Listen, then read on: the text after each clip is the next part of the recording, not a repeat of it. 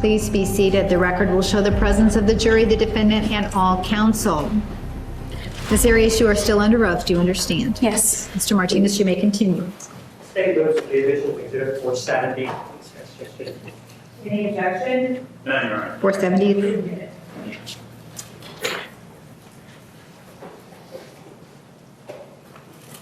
Now, yesterday we were talking about the time that you took your luggage and you placed it in your car. You remember we were talking about that? Yes. And one of the things that you were telling us was that you didn't remember what you had said on direct examination. Do you remember that? I didn't remember the precise wording. That's correct. Well, no, you didn't remember the time. It was more than the precise wording, wasn't it? I don't remember the exact time. That's also correct. And when I asked you if it was closer to 5, you weren't able to tell me, were you? Yes. And in fact, what the exchange was on direct examination was that you were asked,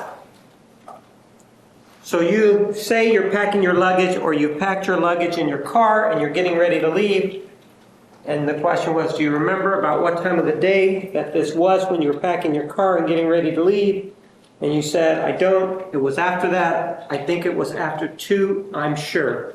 So it was after 2 o'clock that you took everything and put it down at the car, correct? That makes sense. When you say that makes sense, although it makes sense, I'm asking you if that's what happened. Well, it would have been after 2 because before 2 we were having sex. Pardon? Before 2 we were otherwise engaged.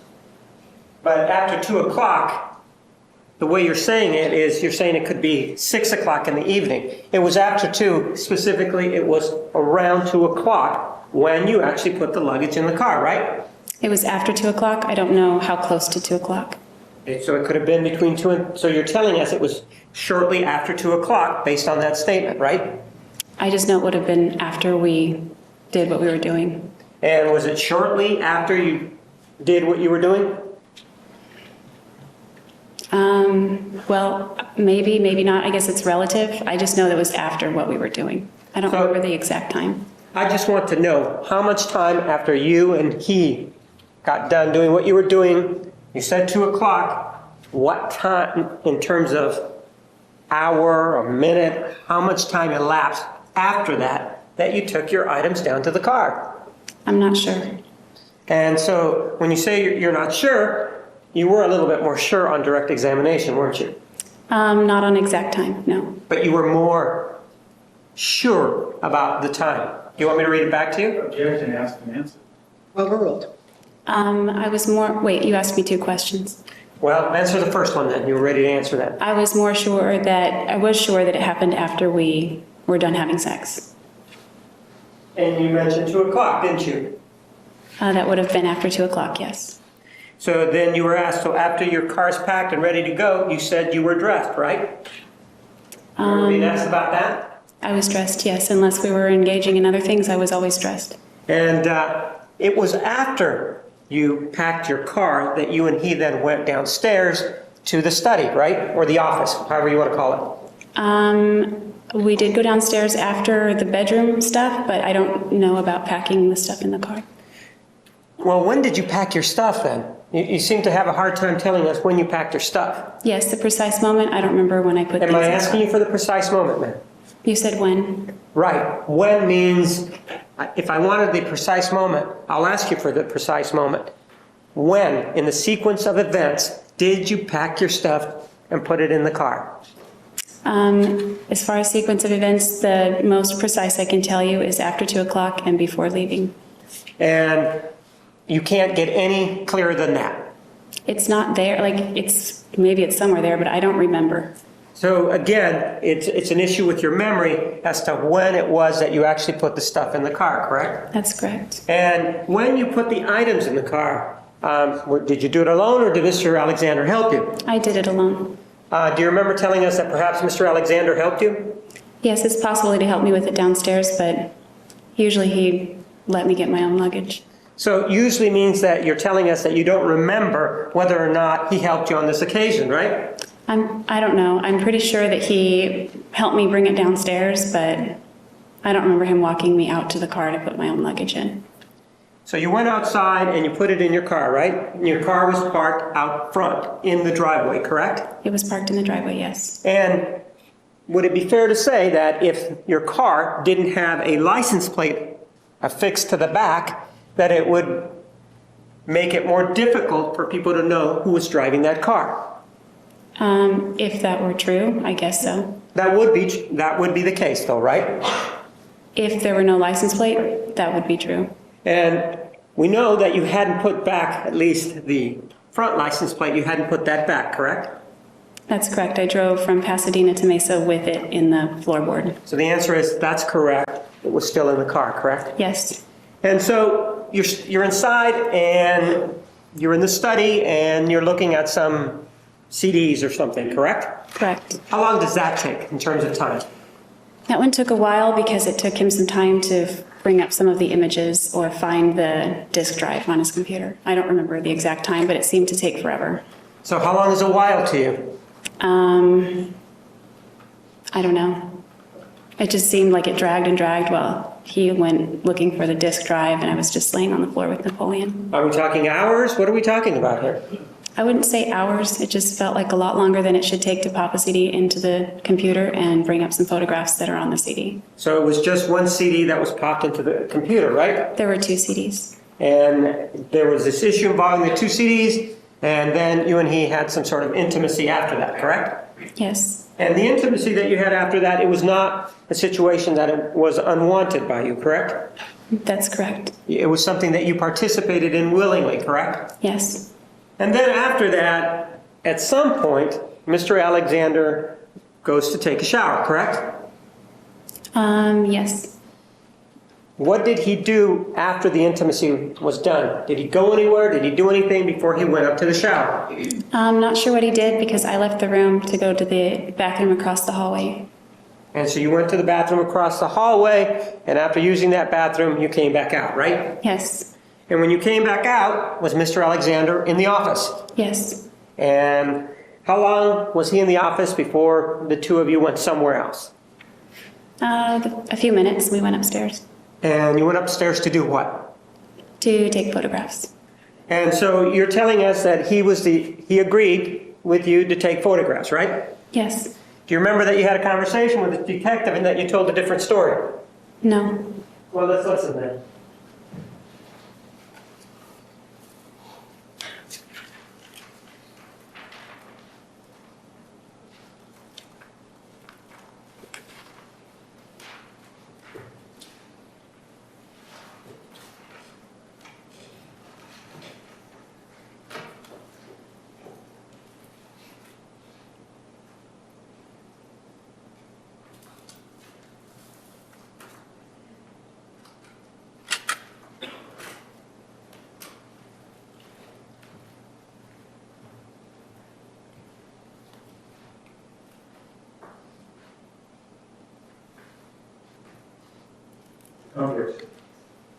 Move for the admission of Exhibit 503. 503 is admitted.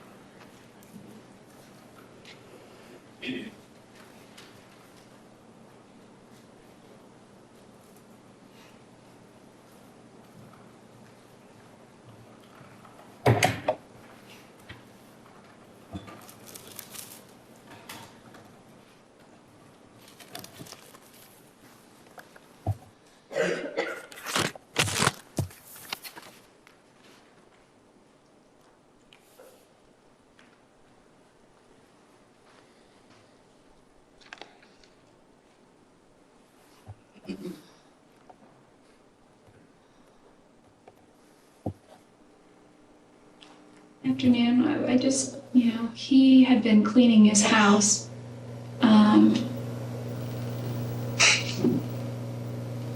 So I wasn't sitting on the couch. Usually I would just chill on the couch downstairs, if no one was home. But he had like chairs and all that stuff all over the couch. He was cleaning the floors or something. Fed Napoleon. I don't know if he made phone calls or not, or what he was doing on the internet, but at one point he was going to go up and take a shower, and it took a lot of convincing prior when he was shaving. I was like, I got some ideas, and they didn't turn out good at all, not like I wanted to, but I thought that I could get some cool pictures of him shaving.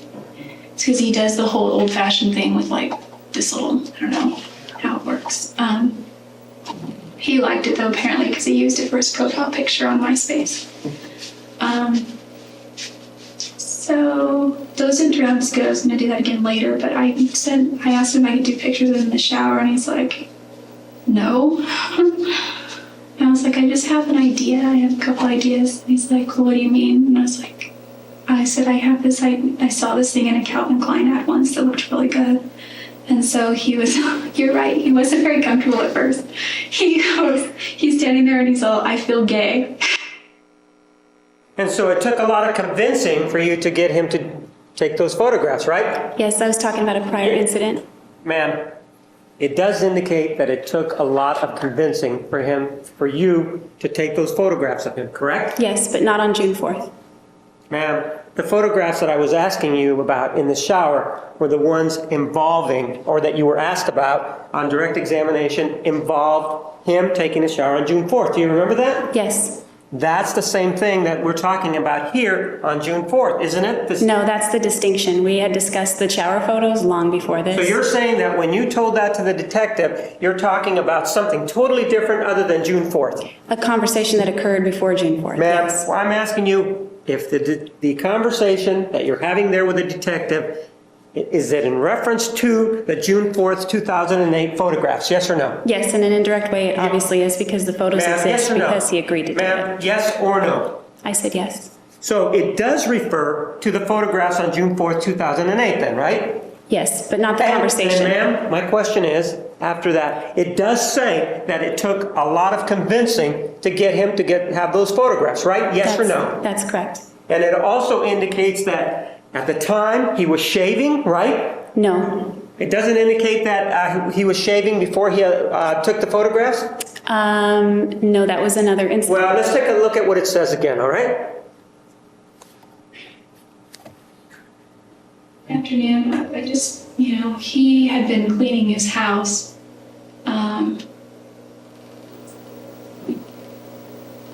So I wasn't sitting on the couch. Usually I would just chill on the couch downstairs, if no one was home.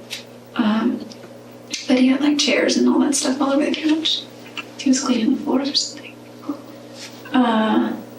Fed Napoleon.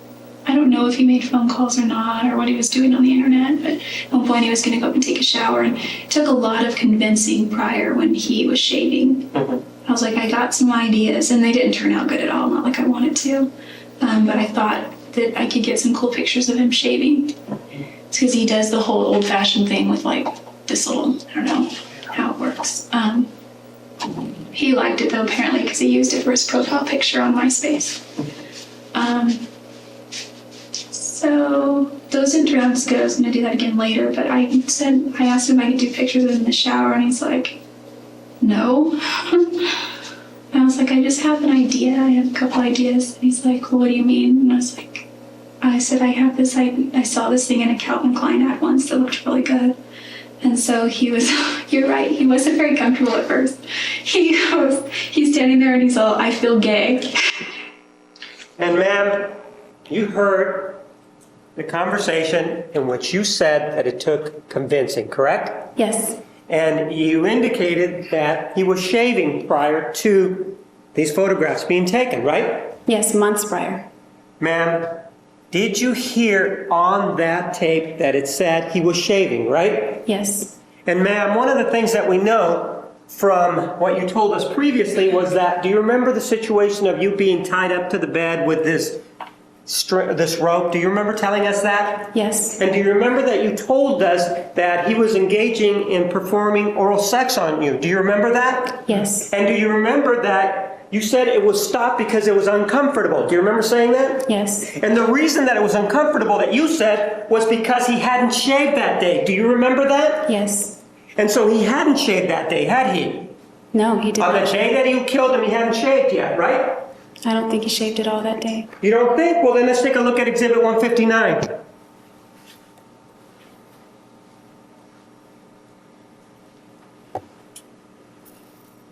It's not going up there, Judge. You switched it.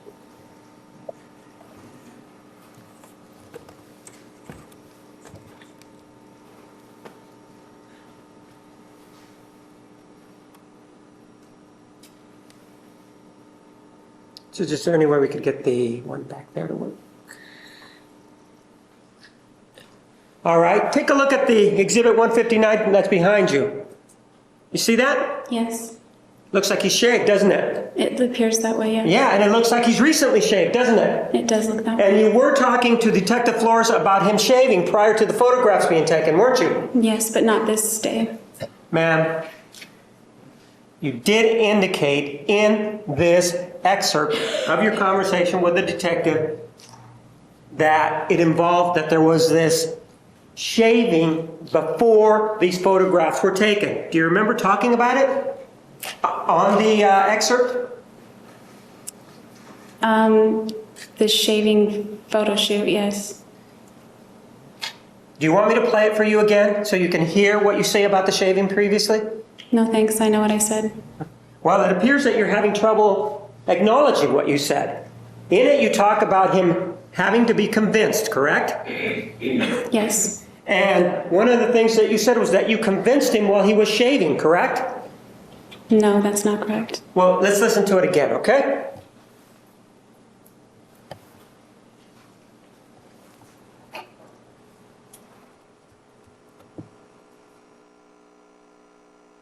Afternoon, I just, he had been cleaning his house.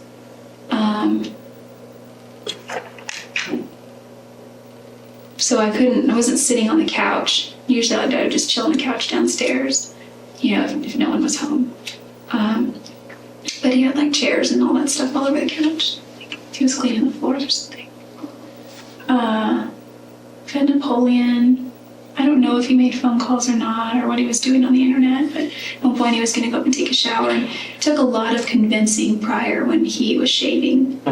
Did you hear that? It took a lot of convincing prior when he was shaving. Did you hear yourself say that? Yes, but that's not what Yes I'm or referring no, to. ma'am? Am I asking you to expound on it? I just asked you whether or not you heard that you said it took a lot of convincing prior when he was shaving. That's what you said, right? Yes, And previous to that, we have you on the bed when you're making or having this intimate moment where you complained that it's not comfortable to you because he hadn't shaved yet, right? yes. So then we take a look at exhibit number 159.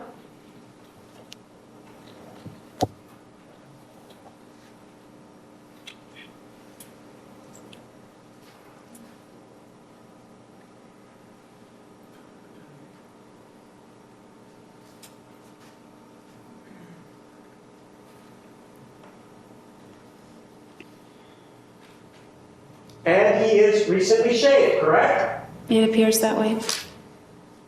That's because he just shaved afterwards, right? After you I and didn't he see were him in shave bed. that day. Pardon? I didn't see him shave that day. You did say, though, to this detective in that interview on July 16th of 2008 that it took a lot of convincing while he was shaving. You did say that, I right? said when, not while, and it was actually a run-on sentence because I was referring to another day. So you're saying that you had a rattle-on sentence that you did hear yourself saying that it took a lot of convincing when he was shaving then, right? It sounds that way, but when is the new sentence? Let's hear it again then, okay? So we can really understand what it said, all right?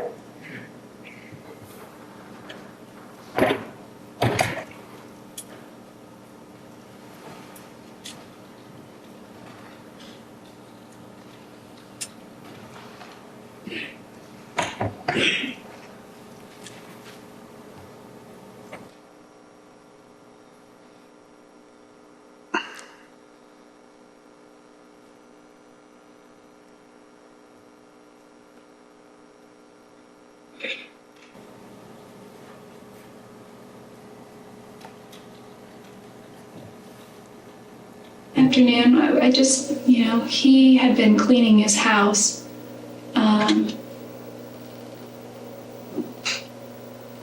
So I wasn't sitting on the couch. Usually I would just chill on the couch downstairs, if no one was home. But he had like chairs and all that stuff all over the couch. Like he was cleaning the floors or something. Fed Napoleon. I don't know if he made phone calls or not, or what he was doing on the internet, but at one point he was going to go up and take a shower, and it took a lot of convincing prior when he was shaving. I was like, I got some ideas. Did you hear that? That, according to you, he was going to go up and take a shower, and it took a lot of convincing prior when he was shaving. Isn't that what you said? Yes or no? That's all I'm Yeah, asking. but you stopped it before the sentence was over. Ma'am, isn't that what you said? Yes, part of what I said. Isn't that what you said? Yes, that's part of the sentence. Well, then let's hear it then, all right?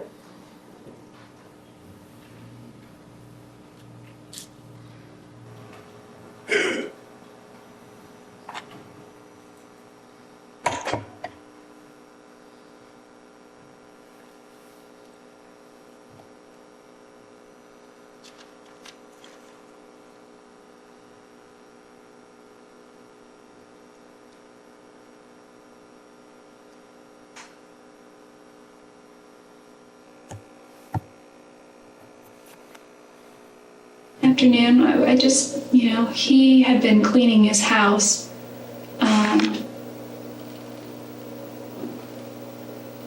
So I wasn't sitting on the couch. Usually I'd just chill on the couch downstairs, if no one was home.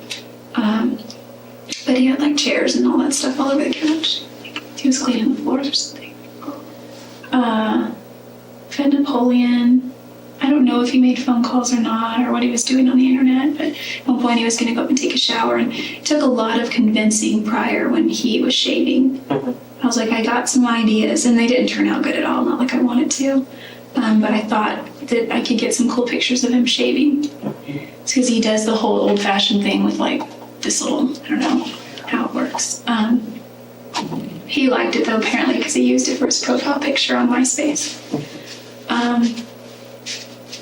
So those didn't turn out as good. I was going to do that again later, but I asked him if I could do pictures of him in the shower, and he's like, no. And I was like, I just have an idea. I have a couple ideas. And he's like, well, what do you mean? And I said, I saw this thing in a Calvin Klein ad once that looked really good. And so he was, you're right, he wasn't very comfortable at first. He's standing there and he's all, I feel gay. That's your whole statement, right? Yes. Involving that issue. And part of that statement says he was going to go up and take a shower, and it took a lot of convincing prior when he was shaving, correct? That's what it says. Yes or no? Yes, part of it. Yes or no? Yes, part of it. Yes or no? Yes, part of it. You keep saying part of it. Because you're not finishing the sentence. Maybe Ma'am. the transcriber put a period there, but that's not the whole sentence. You heard it over and over again, and we've heard it, and that's what it says, right? Yes. Those words were uttered by your mouth back on July 16th of 2008. Yes or no? That's Ask correct. and answer this. About half dozen times. Sustained. Now, you were standing there taking some pictures, and how long were you standing there taking some pictures before something happened? I don't know. You did have his camera, right? Yes, I wasn't standing. It was relatively new camera for you, right? Yes. It's the first time you'd ever seen it, right? First time I ever saw it physically and held it. I can't remember if I looked it up on the internet when we were shopping for it. So the answer is yes, that's the first time you've ever seen that specific camera, correct? That I recall, yes. Well, ma'am, had you been to Mr. Alexander's home between April when you left and June 4th of 2008? No. And wasn't it true that it was during that time, between April of 2008 and June 4th of 2008, when you killed him, that he bought the camera, right?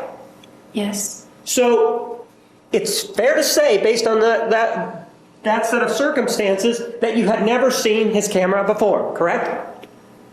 Based on that solely, that's correct. Well, are you saying that you saw this camera, his camera, previous to that day? Yes. And where did you see his camera if you haven't seen him before between April when you left and June of 2008 when you saw him? He posted a picture of himself in the mirror taking a picture of his whole self in the bathroom on Facebook, and his camera is clearly in the photograph. So how about if we do it this way? When was the first time you actually got to touch his camera? Was it on June 4th of 2008? Yes. And it's fair to say that you had never physically manipulated or worked with his camera prior to June 4th of 2008, correct? Yes. And June 4th of 2008, in terms of getting familiar with that camera, that was the first opportunity that you had, correct? Correct. You did have an opportunity when you were taking pictures of him to at least see how it worked to take photographs, right? Yes. You were unsuccessful in working the camera to take a video, correct? Correct. And that was partly because you were unfamiliar with the camera, right? Yes. You hadn't read the instructions, right? I had not. And so then, with regard to that particular camera, you start using it later on in the afternoon. About what time do you start taking these photographs in the shower, ma'am?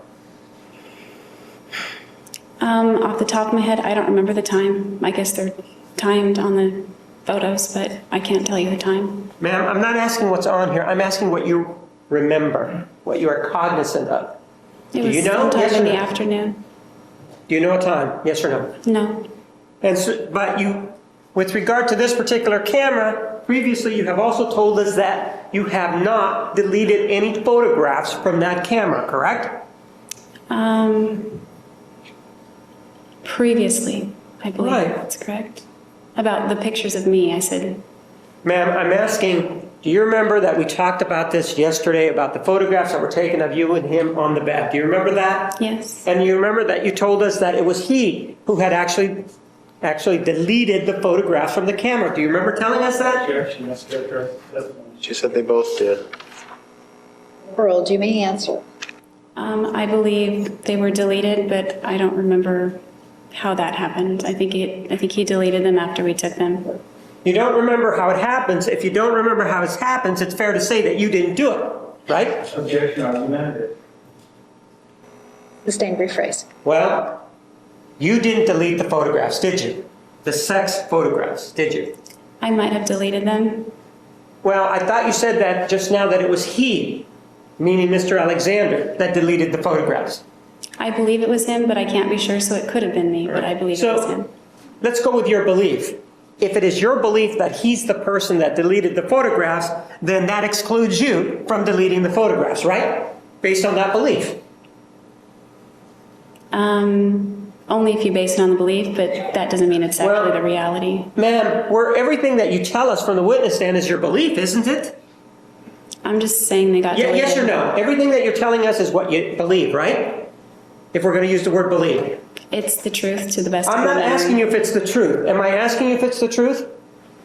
Yes. I am asking you that? I thought the word was Maybe not. believe. Isn't it true that I'm asking you what you believe?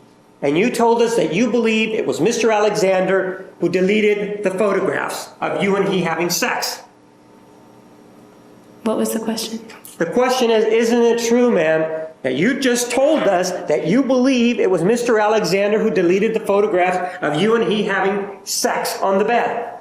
I believe it was him, yes, but I'm not sure. But you believe that, right? It's likely, but I'm not sure. I believe it was probably him. And if he's the one, assuming that we adopt your belief, if he's the one that deleted the photographs, then up to that point, when you're taking photographs of him in the shower, you haven't deleted any photographs from his camera yet, correct? Not necessarily, no, that's not correct. Well,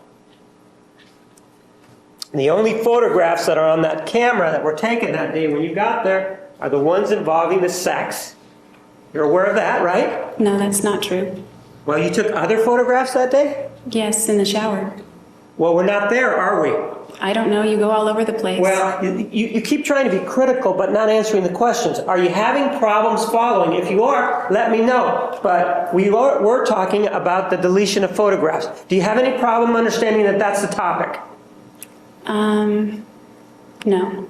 And do you have any problem, first of all, understanding that you believe that it was Mr. Alexander who deleted the sexual photographs? You told us that you believed that.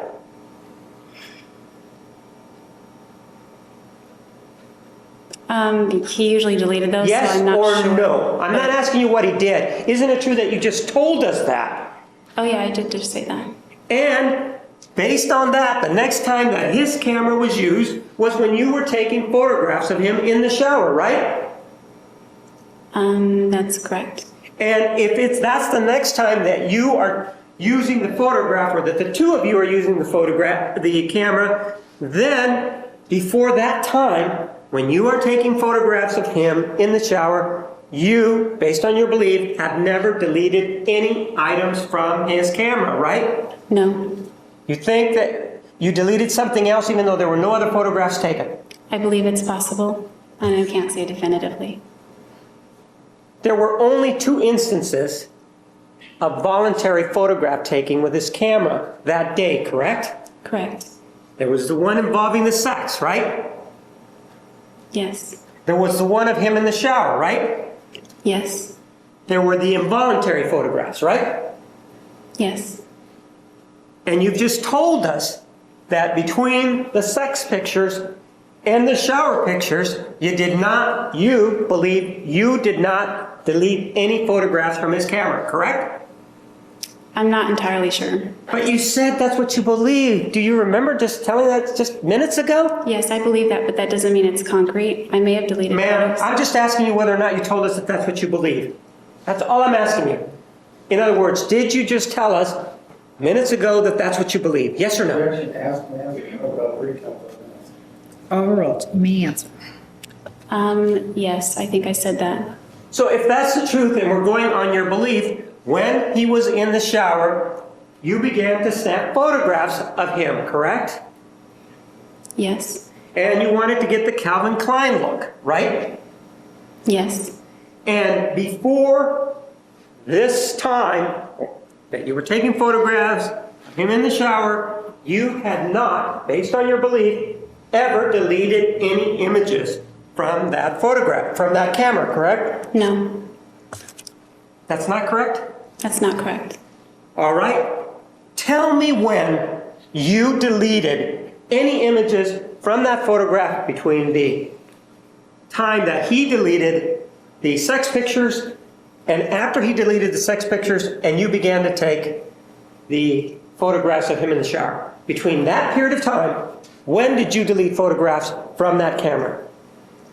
I can't say definitively when, or even if, but I can't say whether Travis did either. No, I'm going from the time that from your belief, just from your belief, ma'am.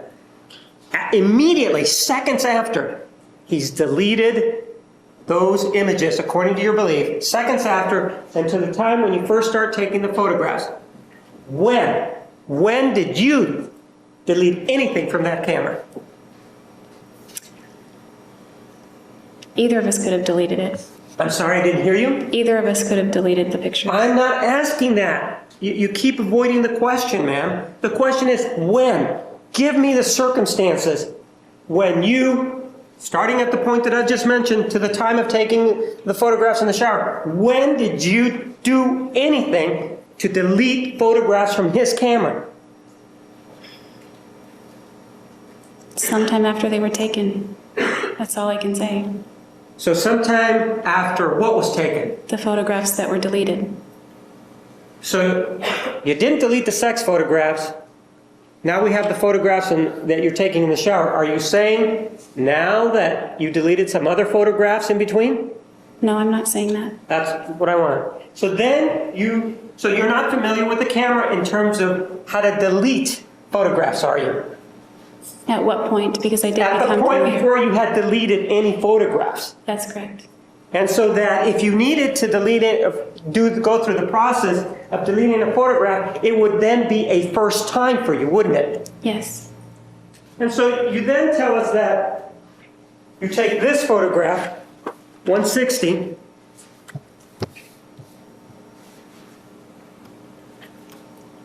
and that this is at 5:30 and 30 seconds, and that's on June 4th, 2008, right? Yes. You were the person that was handling the camera when this photograph was taken, right? Yes. The door was open, right? Yes. And Mr. Alexander was seated there, right? Yes.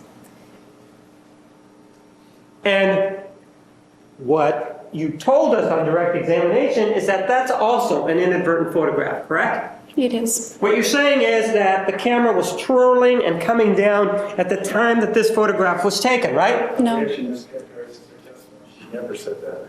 Overruled. You may answer. that's not correct. Well, what was the camera doing when this photograph was taken? I have no idea. Well, you were there, right? We were looking at him, so I must have moved it because I kept showing him and then moving it back and showing him, moving it back, and then we would delete the ones he didn't like. Do you remember on direct examination indicating that there was a fumble sort of movement with regard to this photograph, and that's why this is also an inadvertent photograph? Not this photo. This is the last in the sequence. This is at 5:30:30 before the other shot. This is the last in the sequence. There's my question, Judge. Isn't this the last in the sequence before there is the other shot of the ceiling, which is at exhibit number 161 of the ceiling? That's correct. So,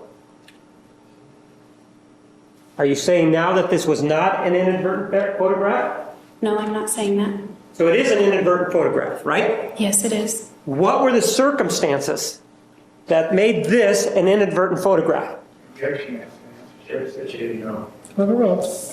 The only way that would be an inadvertent photograph is if my finger inadvertently hit the shutter release button. Is that what you did, inadvertently hit the shutter?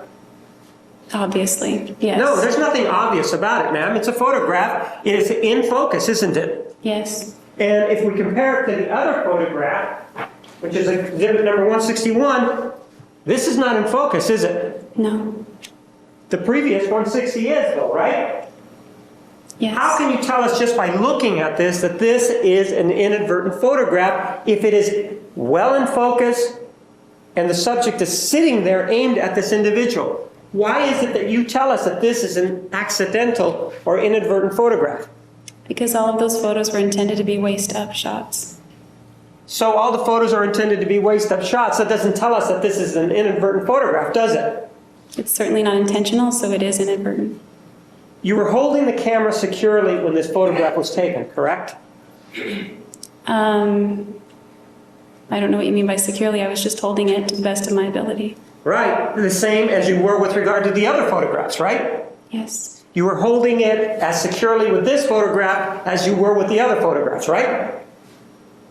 yes, And this photograph then is taken when you applied pressure to the button that takes the photograph, correct? that's how it works.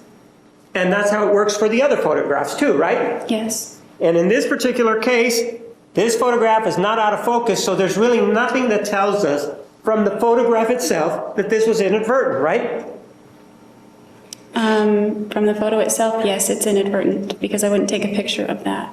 But it's your word that you wouldn't take that shot, right? That's what you're saying. And it's because it shows his buttock area that you say it's inadvertent, right? That's correct. Did he get mad when you took a picture of his buttocks? No, we just deleted it. No, I'm not asking you anything about deleting it. I'm asking you whether or not he was angry at the time. Not at that point, he wasn't angry. Was he angry at the time that you took this photograph on June 4th, 2008 at 5:30 and 30 seconds, ma'am? Not at that point. That's the point I'm asking you about. I'm not asking you about any other time. Was he angry at that point? Yes or no? No, And so you then still had the camera in your hand and had not, according to you, dropped it, right? that's correct.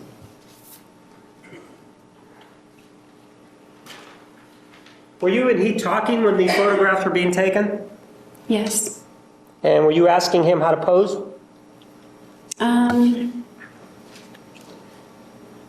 I don't recall asking him any specific poses, just whatever. Wasn't this for you? Isn't this something that you wanted?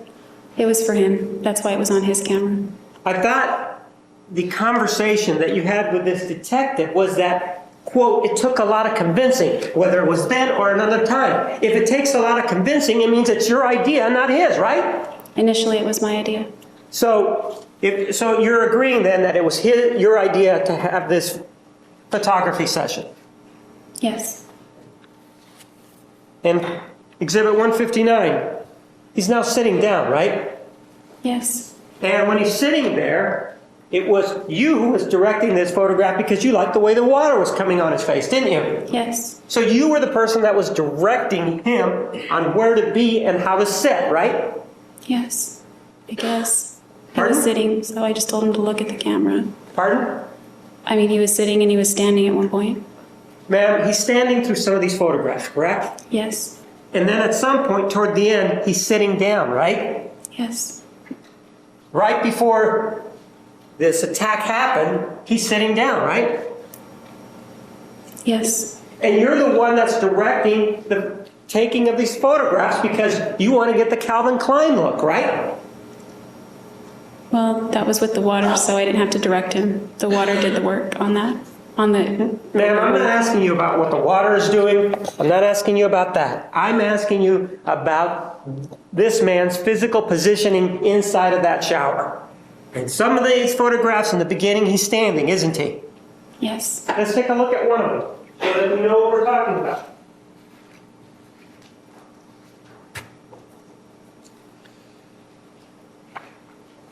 (141). Exhibit 141, he's standing there, right? Yes. And you're the one taking these photographs, right? Yes. Then if we go to the exhibit that we've been talking about, which is exhibit 159, he's now seated, right? Yes. You're the one that's telling him what position to get in so you can get this Calvin Klein effect that you want, right? No, that's not right. Well, isn't this what this photographic session is about? Isn't that what you told us it was about? The Calvin Klein? Yeah, the Calvin Klein look, right? Something to that effect. That's what what we heard you say, right? Yes. So if you're the person that's taking the photographs, you're also the person that's telling him, stand this way, stand that way, or sit down, aren't you? It was mutual. I know wasn't no one's directing. asking whether or not he consented to sit down. I'm asking who was directing him in these poses. It was you, wasn't it? Yes, and him, both of us. Well, it was you who was behind the lens, and it was you who wanted to get a certain look, right? Yes, with the water. And it was all about this Calvin Klein thing that you wanted, right? Yes. I thought on direct examination you told us something about him wanting pictures because he was going to go to Cancun. Which one is it, ma'am? Not because he was going to Cancun, when his body was cut the way it was in this photo. So which one is it? The Calvin Klein sort of ambience, or is it he wants these pictures for Cancun? Pick one. It's not for Cancun. Didn't you indicate on direct examination that he was going to go to Cancun, he was proud of his body, and he wanted to pose for you because he wanted those sort of as a memento of how good he looked before he went to Cancun? Do you remember telling us that? Yes. So which one is it? It's both. Even though you told Detective Flores nothing about that, right? About what? Well, what is it that we're talking about? We're talking about a few different things right now. Well, the last one that we were talking about. The Cancun issue, ma'am. You never told the detective about the Cancun issue, did you? what Cancun issue? Do you remember that we're talking about Travis Alexander? Let's start with that. Yes, I remember that. That's why we're here, because you killed him, right? Yes. And with regard to Mr. Alexander, he was going to Cancun, right? Yes. And you testified about him going to Cancun on direct examination, right? Yes. And you told us that the purpose of these pictures was because he was proud of his body because he'd been working out. Do you remember telling us that? Yes, that's correct. And that he now, when he went to Cancun, would be able to wear whatever swimwear, whatever it is that they wear out on the beach, right? Yes. And that he wanted to memorialize that through a picture so that he could keep it. Do you remember telling us that on direct examination? It wasn't worded that way, but that's more or less correct. Sure.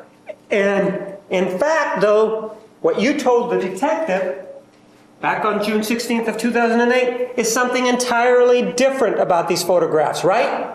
Just another aspect of the same thing. Pardon? It was another aspect of the same thing. Well, you do tell the detective that it takes a lot of convincing, right? Yeah, in January it did. Sure, it took a lot of convincing. If it takes a lot of convincing, then why are you telling us that he really wanted the photographs. On the one hand, can you see that you're telling us he wanted the photographs, and on the other hand, you're telling us, no, he didn't want the photographs. Which one is it? Pick one. Objection, comment, question. We're talking about two different incidents, one in January, one in June. State your question. Ma'am, with regard to this photography session on June 4th of 2008, you've made two statements about it. Yes, he did want the photographs taken, or no, he needed convincing. Either one. Just tell me either one. Well, he did need convincing when we initially discussed it. And on June 4th, he was ready for it because his body was more toned. So you're saying he wanted it on June 4th of 2008. That's what you're saying, right? Yes. And you did not say that to this detective back on July 16th of 2008, right? I didn't specify. No, you didn't say it, did you? Say what? What That we're he wanted talking it. about. Why is it that you have a hard time understanding these questions when they are in conflict with what you're telling us? Objection, argumentative. Sustained. With regard to the detective, you did not tell him that Mr. Alexander wanted his picture taken in the shower, correct? That's correct. Let's take a look at Exhibit 249. Do you recognize what's here? Yes. And this is a schematic diagram of Mr. Alexander's bathroom, correct? That's correct. And it also includes the closet, correct? Yes. It also includes the bedroom, right? Yes. And the rope that we talked about was behind here, behind the bed, right? That's right.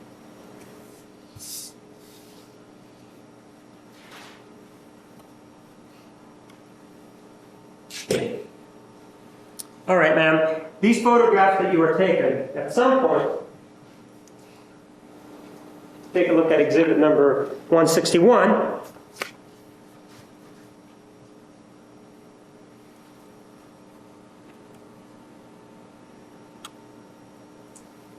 And the time is 5:31 and 14 seconds. That photograph is snapped, correct? Correct. And this is the door to the shower, right? Yes. This is the light above the shower, right? Yes. And Mr. Alexander is seated down here, isn't he? Yes. And we saw a picture of him seated, correct? He hadn't moved from that position, right? Yes. You were standing, right? I was kneeling at that point. And this right here is the door to the closet, correct? Yes. We go back to exhibit number 249.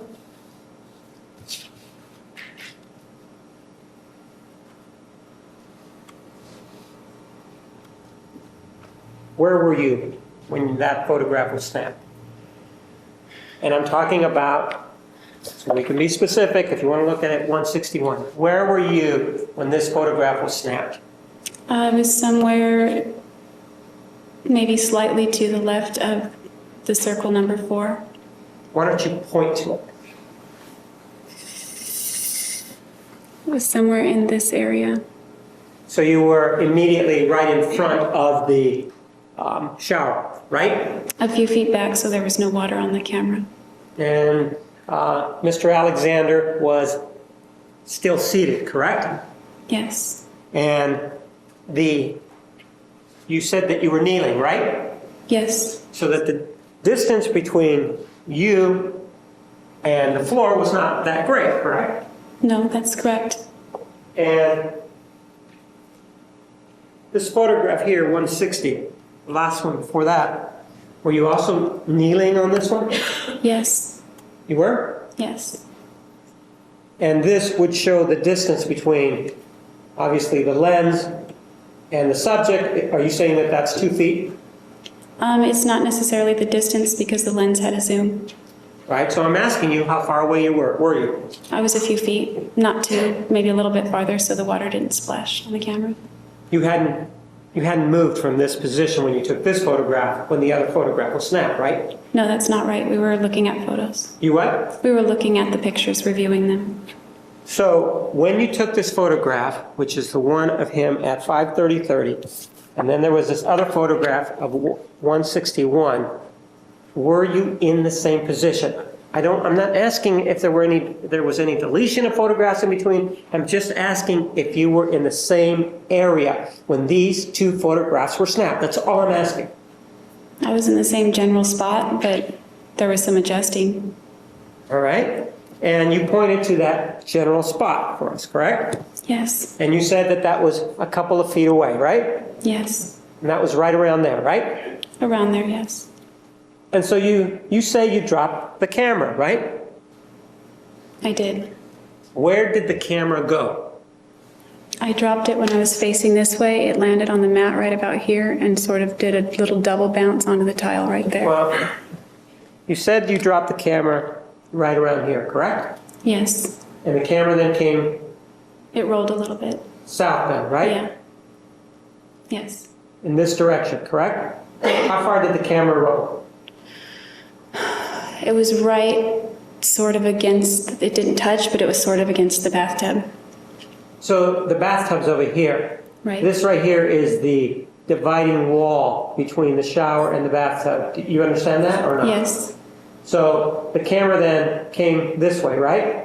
It was right sort of up against the bathtub, but not, it didn't hit the porcelain part of the bathtub. And there was a bath mat that was here, wasn't there? I don't recall a bath mat being there. I just know the shower mat was there. So there was a shower mat there? Is that what Right you- outside of the shower. That's the only mat that I can remember being there. And the camera is then right about here, right? In that vicinity. Right? And what happens when the camera comes to rest in this position? What happens next? Travis snapped. When you say Travis snapped, he manifested something. What did he do? He got very angry. He stood up, stepped out of the shower, all the while calling me an effing Screaming idiot. at you. Bad stuff, right? Cursing at you, right? I remember the F word. I don't know how much cursing there was. And I the think F there word was- being what? You can say it. You've said it in text messages. Go ahead. He said fucking, He said fucking what? that I'm a fucking idiot. Okay? He said you were a fucking idiot. And he's standing up when he says this, right? As he was standing up or whatever. I don't know the exact position he was in when those words were uttered. So he was either standing or moving up to stand when he started cursing, right? Yes, that's And he's within about 2 feet of you, right? somewhere like that.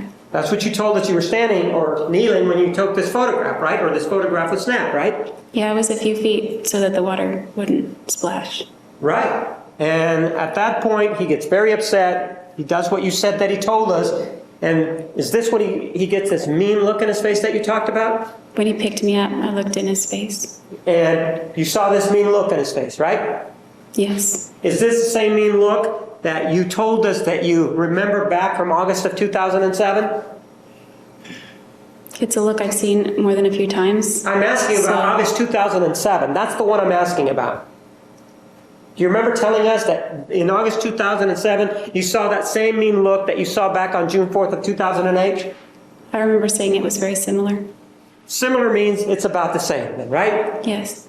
And so you see this same look on his face, but in August of 2007, all he did was grab your wrist, say, I'm sorry, and held you, right? Jeff, she mischaracterized the testimony. She didn't say it was the same. She said it was similar. Overruled. Can you please repeat that? Could you read it back to her, please?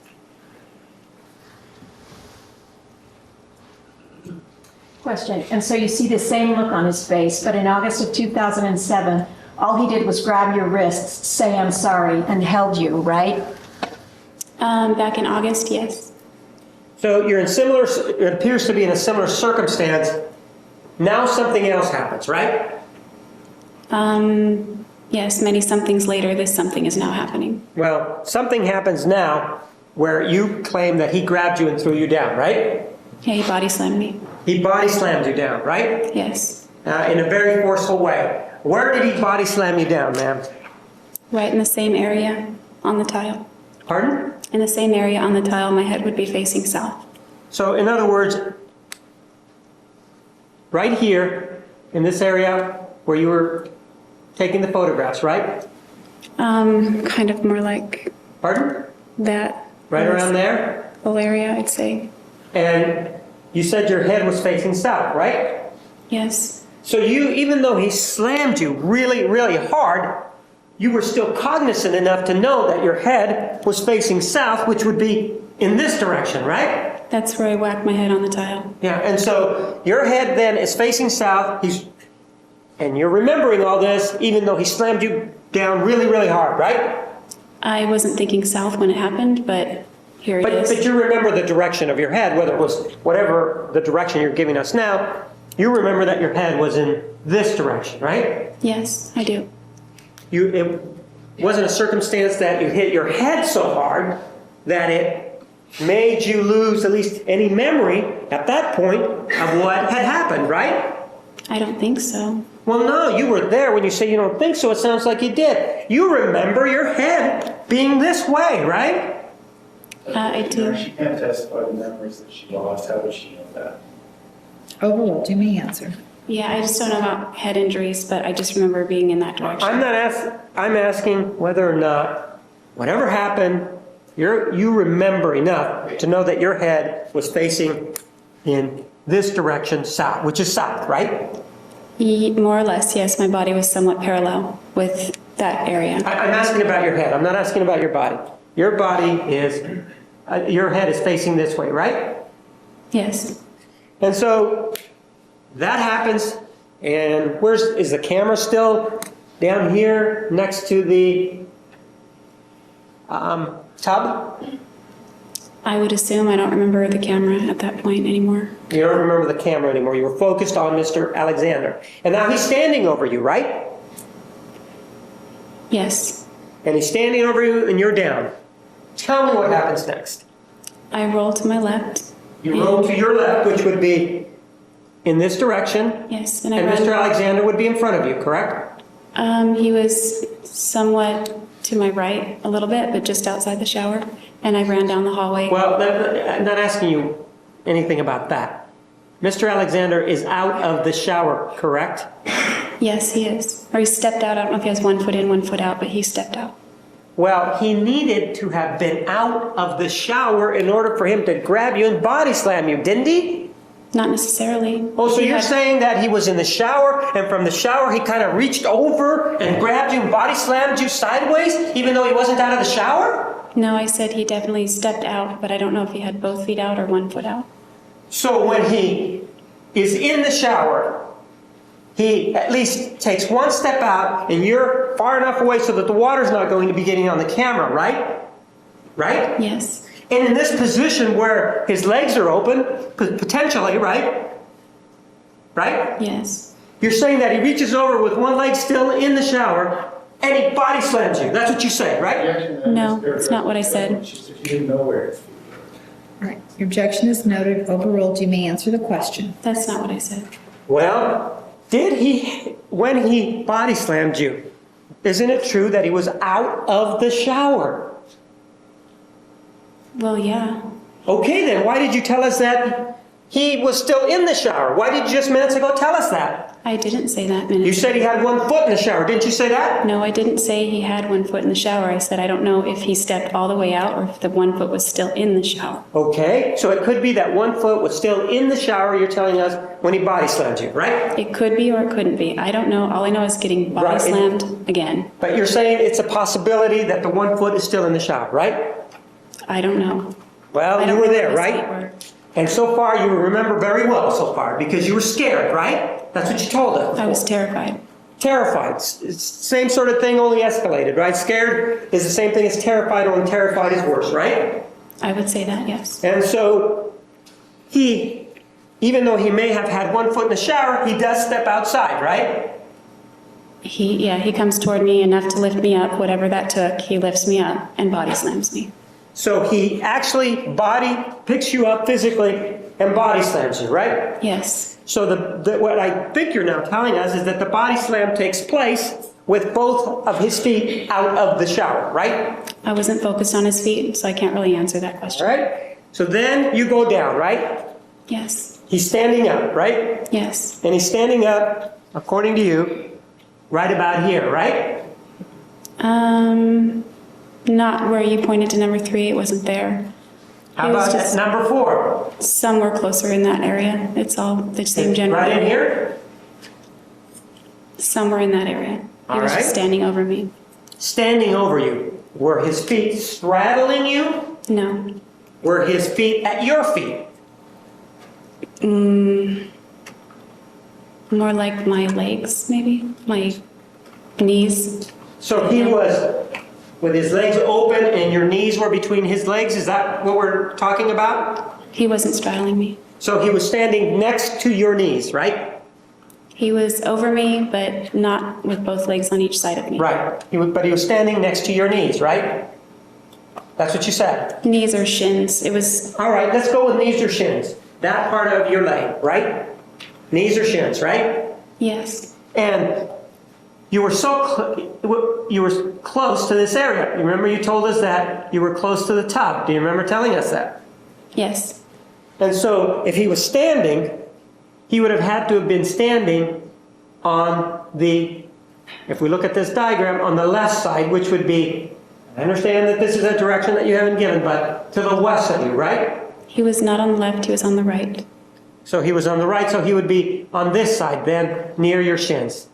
Yes. So that would mean that your feet were in front of the shower then, right? That's about the general area where they were. All right? And do you know how close your feet were to the door that was open? No. So he's standing there and you're down, right? Yes. And you're terrified, right? Yes. What happens next? Well, I got the wind knocked out of me and I hit my head, but All right, you hit your head, but you remember everything. Based on what you're telling us, you still have a good memory of what happened, right? up to that point, You got the wind knocked out of you, right? yes. But even though you got the wind knocked out of you, you still have a good memory of what happened, right? I don't know how good it is, but I remember it. You remember it, right? Yes. Use your word. And when you got the wind knocked out of you, that means that you were having difficulty breathing, right? It hurt. I don't remember not being able to breathe. It just hurt my rib cage and my torso. It hurt. So when you say that you had the wind knocked out of you, that may not be accurate because what you're really describing is a pain to your midsection, whether it be the ribs or whatever, right? Yes, it was painful. It was painful. That's not the question. The question is when you said that you had the wind knocked out of you, that may not be accurate, correct? I'm not sure because I've had the wind knocked out of me before, only a lot worse than that. So you it had- felt that way, but it just more it was painful. So you've had the wind knocked out of you before, right? Yes. You know what that feels like, right? Yes. You can't breathe. That's why they call it knocking the wind out of you, right? Yes. So you're telling us then, since you are familiar with having the wind knocked out of you, that you've hit your head, you're down, and you can't breathe, right? I'm not saying that. You did say that you had the wind knocked out of you, right? Worse than this. Yeah. No. I'm talking about here. You're telling us that you had the wind knocked out of you here, right? I think it was to a degree. Yes. So you're having difficulty breathing then at that point, right? Breathing wasn't going through my mind at that point. I just remember the pain. I'm not asking you what was going through your head. I'm asking you that whether or not you are telling us that you had difficulty breathing. That's all I'm asking. I'm not asking what was going through your head. I don't remember that as being a priority in my mind at that moment. I'm not asking you to prioritize your pain. You understand that, right? I'm asking you whether or not, because you tell us you had the wind knocked out of you, you were having difficulty breathing. That's all I'm asking you. I don't remember. If you don't remember that you were having difficulty breathing, and based on your previous experiences with having the wind knocked out of you, you didn't have the wind knocked out of you, right?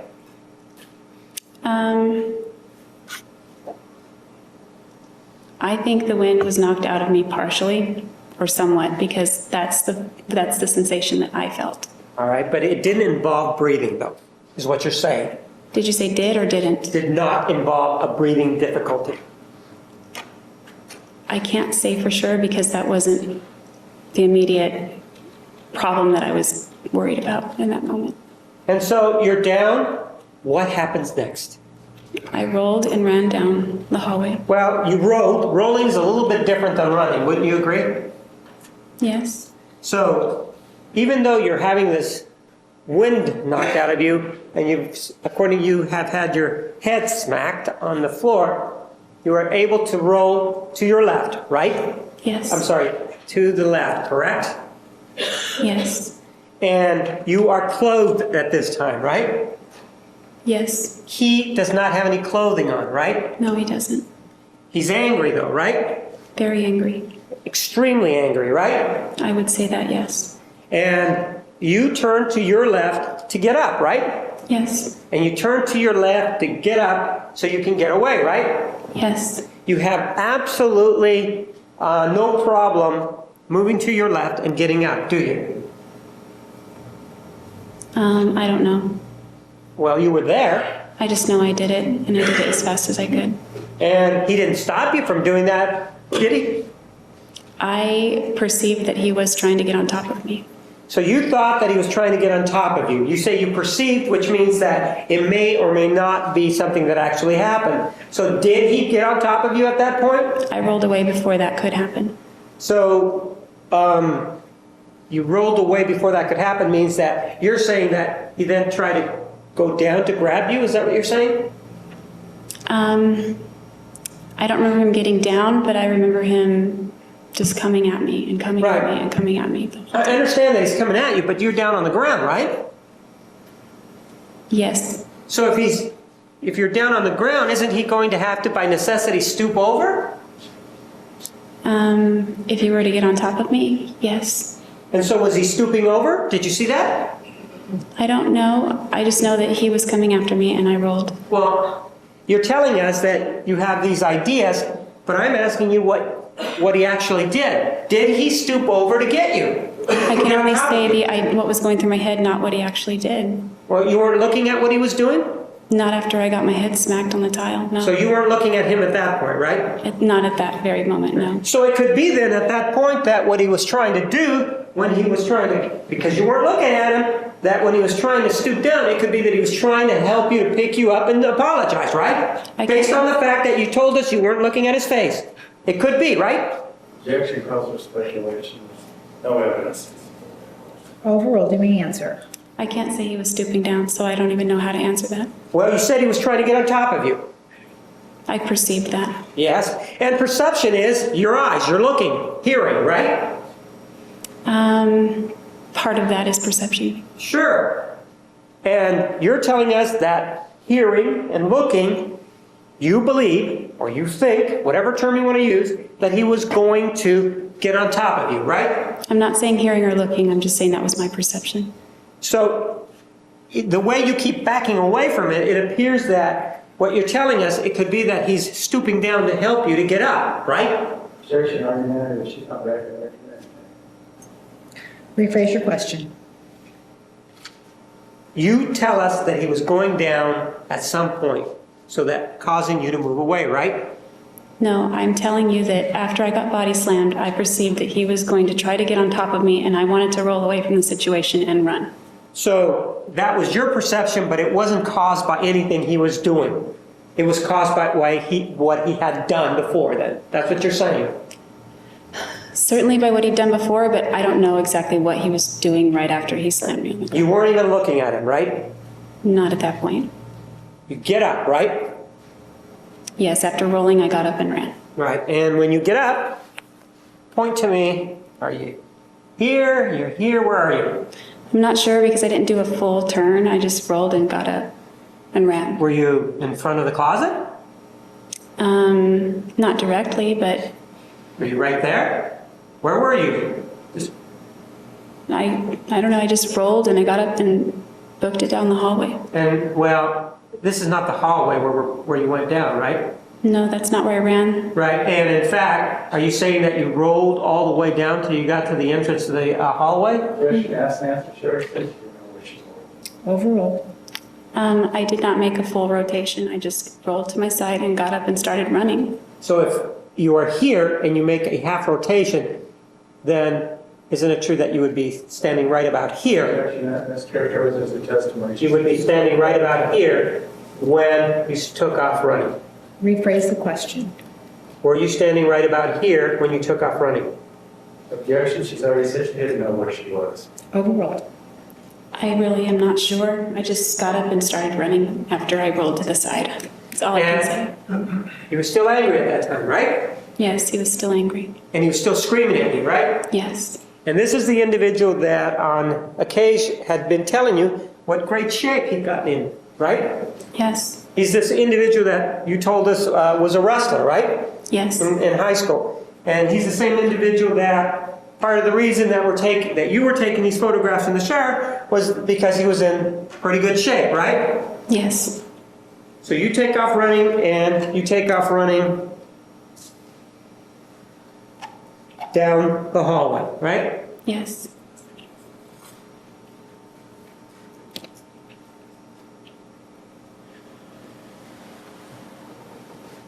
And you go in this direction here, is what you're telling us, right? Yes. And then you pivot and take a right in here, which is the closet, right? Yes. And you're telling us that this individual that's standing and you're down, that's in really good shape, that's in really angry, and you're running down this hallway, you're telling us he can't catch you because you're way faster, right? That's not what I'm saying. Well, you're saying he didn't catch you. You're telling us he didn't catch you here, right? No. He didn't catch you here, right? No. He didn't catch you here, right? No. He's running after you, though, is what you did tell us, though, right? I didn't look behind me, but I assumed. Well, if you didn't look behind you, does that mean he wasn't coming after you? No, ultimately that doesn't mean that because that's not what the reality ended up being.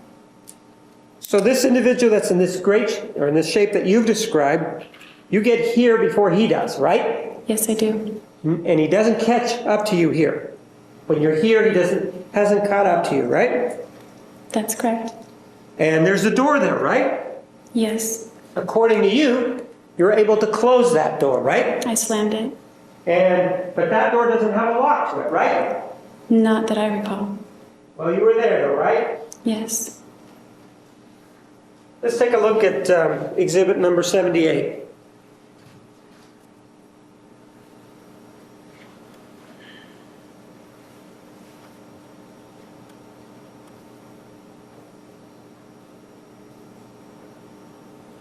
Take a look at it, please. Where were you taking the photographs when this happened? I want to see it on this exhibit. Outside the shower? Pardon? Outside the shower. Well, why don't you put a mark on there?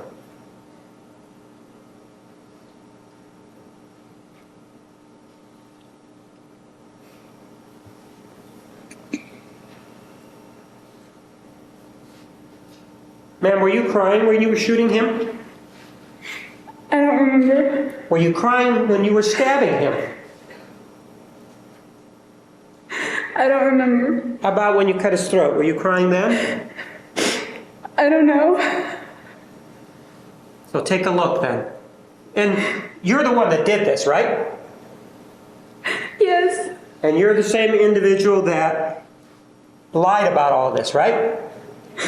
Yes. Well, so then take a look at it.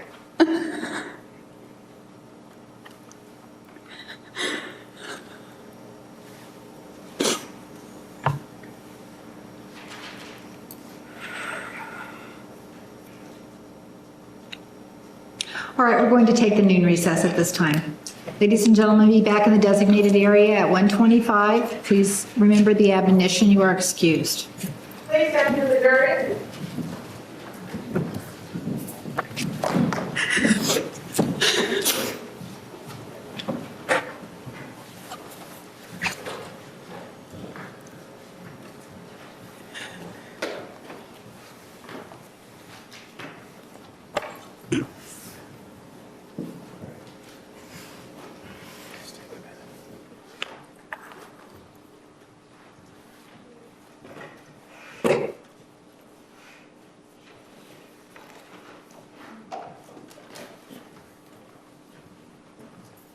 We are in recess.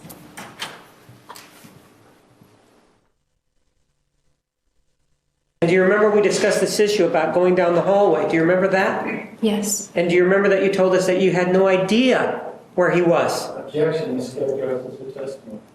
Overruled, you may answer. I didn't say that. You said that you didn't know if he was following you because you weren't paying attention. Do you remember that? No, I don't remember saying I didn't know. I just remember saying that I wasn't sure. And that you didn't know, you said that you didn't hear him, right? You didn't say that anything about hearing him, did you? I didn't say that I heard him. I didn't say that I didn't hear him. So you're now saying that you did hear him coming after you, right? I'm saying that I thought I heard footsteps Well- running after me. When you say you think, it implies that you're not sure. Did you or did you not hear footsteps as you're going down the hallway? I think I did. Okay, so you heard footsteps. That means he's running after you, right? That's what I believed. Well, all we care about is what you believe in. So you say that you hear his footsteps, right? Yes. So he is coming after you, right? Yes, he is. Makes you scared, right? Very. And you're saying that this individual who's in shape is not able to catch you before you turn the corner to go into the closet, right? He did not. That's what you're saying, that he wasn't fast enough to do it, right? That's right. And you slammed the door, right? I did. You can't see through the door, right? That's correct. So how do you know he's still mad? Because Travis never calmed down that quickly. Man, you couldn't see through the door at his expression on his face, could you? That's correct. You couldn't see his eyes, correct? Correct. And so you're inside this closet, right? Yes. And you don't know what he's doing outside, according to you, right? That's right.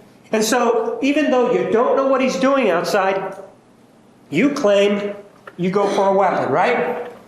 Not immediately. My thought was to run through the other door first. So then you sat around and waited? There was a period of time here that you waited then? No, it all happened very quickly, this whole thing. Okay, well then I thought you said that you thought, or that you took some time to think this out. It was like instantaneous. I just thought as soon as I slammed the door, I was going to run through the other door. And then in a split second, I realized where the gun was and I went to grab it so that I could point it at him and protect myself. So you're inside this closet, right? Yes. And you're ahead of him, aren't you?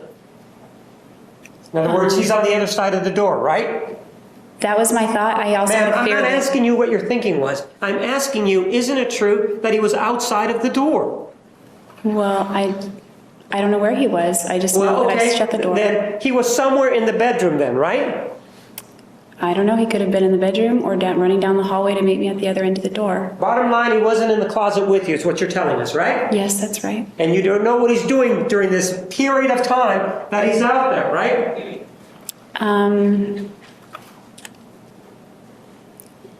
Yes or no? Do you know what he's doing while he's out there? Specify which period of time you're referring to. The period of time where you're not seeing him. You don't know what he's doing. That's correct. And this is a period of time that allows you for contemplation or to think, right? If I was in my right mind, yes. Well, I'm not asking you whether or not you were in your right mind, was I?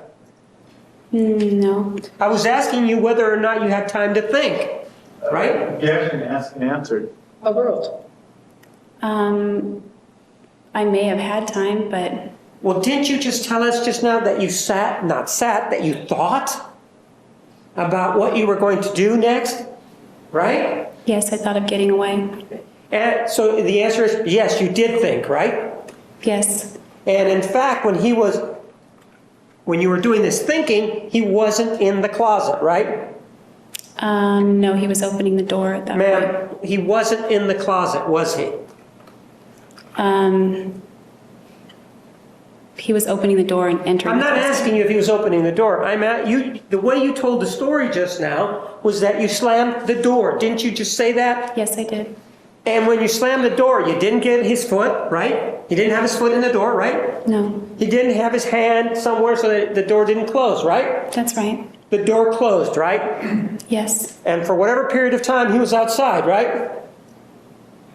I guess because it opened pretty much right away. Ma'am, during this time, you were ahead of him inside of that closet, according to you, right? That's right. You had enough time to grab the door, right? No, I slammed it. You touched the door, right? Yes. And you slammed the door, right? Yes. It shut, right? Yes. At that point, he wasn't in that enclosed area with you, correct? In that very second, no, he was Right. not. You could have continued running out of this door here, couldn't you? Yes. You chose not to because you thought about it, right? I don't remember really thinking. I just remember being scared and trying to put distance. And You could have, though, run out and put distance between, to use your term, between you and him by running out this door, right? that's right. And if you would have run out this door, you could have then run down the hallway, right? Again, right? That's possible. Well, it's something you could have done, right? If he hadn't stopped me, possibly, Well, yes. wait a minute. You said that you were alone in the closet after you slammed the door for a period of time, a brief period of time, whatever it was. Right? Yes. And then, so during that brief period of time, when this person who obviously is in shape cannot catch you, you could have just run around and gone down the hallway. Correct? Not if I'm trying to keep him away from me. Ma'am, you could have done that, couldn't you? Then You were I'm- alone in the closet, right? Yes, I was. And so if you're alone in the closet, nothing is stopping you from heading in this exit door. I know it's a door. Let's just call it a door. Okay. You could have then taken another right. You were familiar with his house, right? Yes. You were familiar with the fact that you could have gone down the hallway, right? Yes. And then you could have taken a quick left and you would have been down the stairs, right? No, I probably would have been dead. Well, ma'am, you could have done that, couldn't you? Not unless I was suicidal. Well, you're saying that all of a sudden, between the door to the closet, the one that's in the bedroom, and the door to the closet that's in the bathroom, he somehow got a lot faster than he did from this area here going all the way around. You're saying he all of a sudden got a lot faster, right? Objection argumentative. She mischaracterizes her testimony. State your question. Ma'am, the distance from here all the way around to the door is further than the distance from where you were standing inside of the closet to this door here, isn't it? Yes. So you could have continued running through here, couldn't you? Yes. He wasn't in the closet at that time, was he? He was by that point, yes. Well, and so he's now in the closet, and you're saying that if he's in the closet and yet he allows you, according to you, because now he's in the closet, he allows you to get up and get the gun. That's what you're saying. Because he's now in the closet, right? He entered the closet at the point that I was jumping up on the shelf. So then the door is opening then, not when you told us before, but when you're going up towards the shelf, right? Yes, when I told you before, which was almost immediately after. Ma'am, my question to you is, when you went in, you were able to have time to go towards the shelves, right? Yes. And you just told us now that during that period of time, whatever it was, he was not in the closet, right? At that very moment, he had not opened the door. Right. So then you just said that you were going over to the closet an area to get the gun, right? The corner. The corner, right? And as you are in that corner, he's coming in through the door, right? Yes, as I'm beginning to step up onto the shelf. Right. You're beginning to step up. And you're saying now that this person who's coming after you and that is angry has now given you more time, and you now have more time to get the gun from up in the closet, right? Yes, that's correct. But ma'am, this is a very small closet, isn't it? No, it's bigger than the cell that I live in. It's bigger than what? It's bigger than the cell that I live in. It's not a small closet. Ma'am, we don't want to know where you live in. Do you understand that? I'm just using that as reference. It's Ma'am, not small. Do you understand? Did I ask you where you were living? No. We're clear, right? We do not want to know where you're living right now. You understand that? Okay, sorry. No need to be. Take that attitude that Is there an issue with you with answering the questions as they're posed? Sometimes, but I'm trying to answer them the best I can. So is it an attitude issue with you then? Objection, argumentative, Your Honor, move to strike. Overruled. You may answer. I don't think it is. So this closet here is a small closet, isn't it? No, Objection, asked and answered. Overruled. not in my opinion.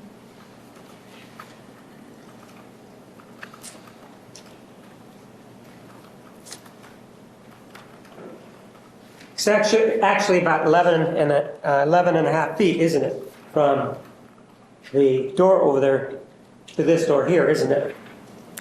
I don't know, but that sounds somewhat accurate. I would have said It sounds 12. what? I can't hear you. It sounds somewhat accurate, but I don't really know as far as distance, how long 11 and a half feet is. Well, then let's take a look at exhibit number 249.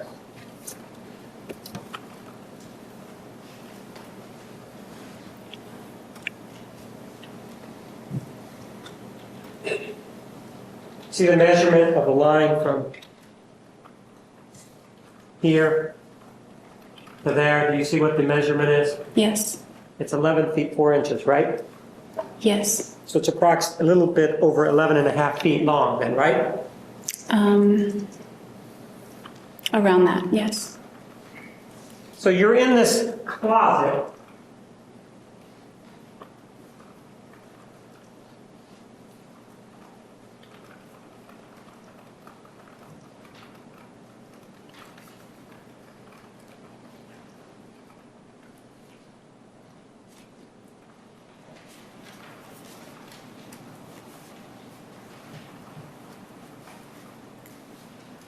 And when you're in this closet,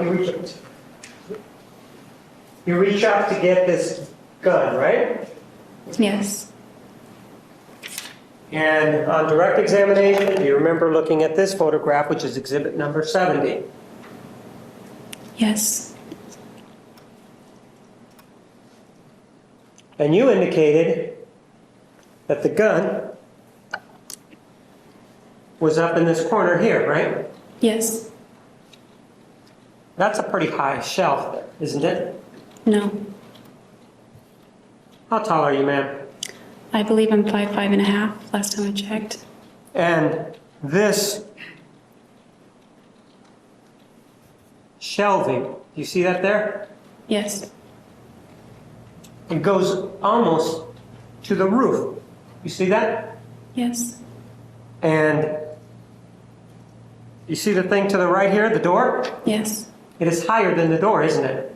yes, You're saying that standing there in front of that shelf, you could, at 5'6", you can reach up and grab that top there? no, that's not what I'm saying. In fact, you have to get up on the shelves to do it, don't you? Yes, I just got up on one. Yes or no? Yes, And when you get up on these shelves, it isn't a situation that you can just get up with one hand, is it? I did. So I you did. were able to somehow put 1 foot on one of these shelves, right? Yes, And without putting your hand, the other hand, which hand did you grab it with? I don't remember. All right, with the hand that was free that you did not use to grab, that you were able to just put 1 foot up there, grab the gun, even though you said it was way in the back.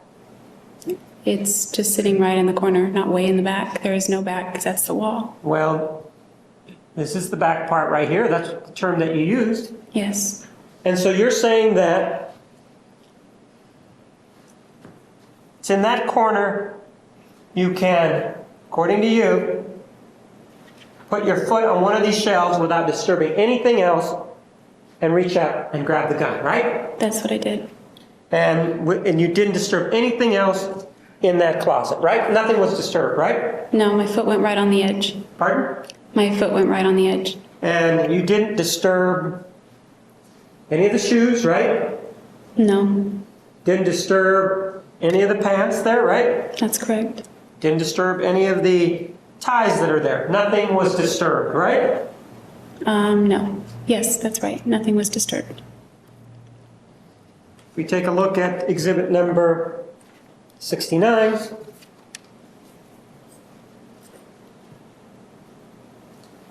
This gives us a further out view, doesn't it? Yes, And it also includes the bench seat, right? yes, Nothing is disturbed there, right? that's right. And yet you're saying that this very angry man is coming through here, coming after you, right? Yes, And that he is very upset about his camera and that you're able to get the gun up here, right? that's right. Is this the same gun that you told detective that he didn't own? That's right. Can't have it both ways, ma'am. Back then on June 10th of that 2008, you did say he did not own a gun, correct? Yes, I did. And no one was even consulting you about the investigation. You initiated that contact, right? That's right. You agree that what you are telling us today is, to be more than fair, inconsistent with that statement, right? That's right. And this thing, or the statement about the gun, this didn't come, that you said that it involved the gun, didn't come for years until after you had been arrested, correct? Yes, years it took me to admit it. So the answer is yes, it came years later, right? Yes.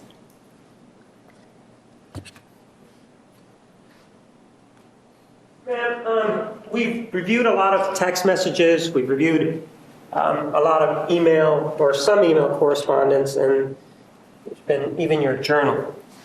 And the text messages, there was some exchanges between you and Mr. Alexander that could be defined as heated, correct? Yes. You guys were fighting at some of these points, right? I would say arguing, yes. Okay, arguing then, right? And nowhere in those text messages does he ever threaten you physically, does he?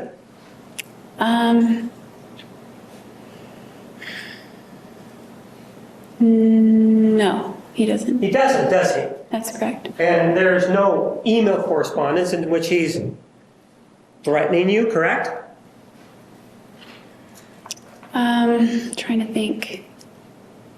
I know we talk about it, but there aren't any threats made. There are no threats, correct? And Yes. there's no police report because you never called the police, right? That's right. There are no individuals that have come in to say that they saw him mistreat you, correct? Physically, that's right. Well, no. You're saying that there are individuals that came in here that say that he mistreated you some other way? Objection, Your Honor, burden shifting. Overruled. Yeah, I do. Okay, so Dan Freeman testified, right? Yes, He indicated that he treated you appropriately. Didn't he say that? he did say that. He And also in said the fact, opposite. there was only one fight that he was present, right? Yes, This is the trip to Havasupai. Do you remember that? yes, I was mortified about it. Pardon? Yes, I remember that. And do you remember that the reason that there was a fight was that he was trying to make sure that the trip was an enjoyable one, right? I don't remember Dan saying that. Well, do you remember he said that it needed to be enjoyable and that you needed to take out whatever heavy products were in your backpack? Do you remember that? I remember that's what started the argument. Right. And you got mad at him, right? No, he got mad at me. Oh, so Dan Freeman got mad at you? Oh, I thought you were talking about Travis. No, I'm asking about Dan Freeman. No, I've never been mad at Dan Freeman. I'm not asking if you're mad at Dan Freeman. Dan Freeman did not get mad at you then, did he? No, he didn't. And in fact, he indicated he was just trying to make the trip enjoyable because these backpacks can get heavy, right? Yes, something to that effect. And somehow, given what Dan Freeman did, it became a fight between you and Mr. Alexander, right? It sparked a fight, yes. And the way you phrased it, it was Mr. Alexander's fault, right? That time, yes, it was. Even though you're the person who was upset at having to conform to what somebody else wanted you to do, right? I wasn't that upset. Well, you started the fight, not Mr. Alexander, like you're saying, right? No, I took the backpack upstairs and he came in and started screaming at me. So you your actions in no way, shape, or form, ma'am, contributed to the problems that happened that morning before you went to Havasupai. No, they definitely contributed. And they started it, didn't they? I didn't think we were arguing, so. Well, I don't know. Your actions were the ones that started this whole fracas, weren't they?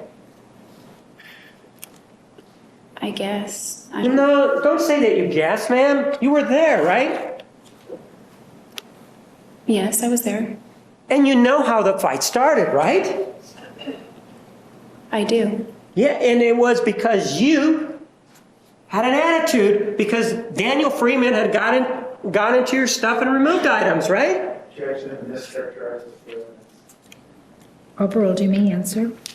That's not when I would consider the argument beginning. All right, you don't consider that. In fact, though, we've looked at these text messages and we've been talking about whether or not there's any indication that Mr. Alexander ever threatened physical harm to you, and you said no, right? Yes, But you did.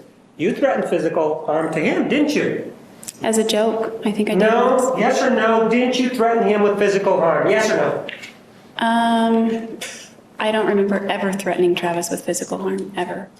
Okay, let's take a look at one of the exhibits that you entered, Exhibit 443. Start at the top. He says to you, "It gets old when you dramatize everything. You stress me out on a regular basis. You have 27 hours and you're moaning about not making PC. You shouldn't hang up on someone trying to help you. Now you are on your own." That's what it says, right? Yes. That is not a happy text message, is it? No, it isn't. That is not a joking text message, right? Yes. And then you say, "Nor should you have to." That's your response, right? No, that's, That's Oh. incoming, that's you. nor should I have to. Yes. And then and then you say after that, within seconds, "I wanted to tell you something about today. It's important and time is of the essence," right? That's what you Yes. tell him. Yes. He responds to you, "Too bad. You shouldn't have hung up on me," right? Yes. Still not a joking conversation, right? Yes. Still a fight or an argument via text message, right? Yes. And then you say, "It was for your own benefit, not mine. I only wanted to tell you because I care about you," right? Yes. Now the mood is changing. You only did this because you cared for him, right? Yes. And so hanging up on him is because you really love him, right? I guess indirectly it could be that way. Okay, so you show love by, in this circumstance, hanging up on him, right? If I didn't love him, his swearing wouldn't hurt as bad, so I wouldn't hang up on him. Ma'am. So yes. You hung up on him, right? Yes, I did. And you hung up on him because you love him, right? That's what you're saying. I'm saying in an indirect way it could be construed that So way. the answer is yes, correct? That's not the direct reason. But you hung up on him and you're saying that you hung up on him because you love him. Yes or no? Put plainly like that, I would have to say no. Okay. And then he says, "Whatever, Jodi," doesn't he? Yes. He's upset at that point, right? I don't know. You think he's happy there? Objection calls for speculation. Overruled, you may answer. No, I don't think that. Pardon? I don't think that. Well, the first text message was at 16:53, and we understand that that's 7 hours ahead.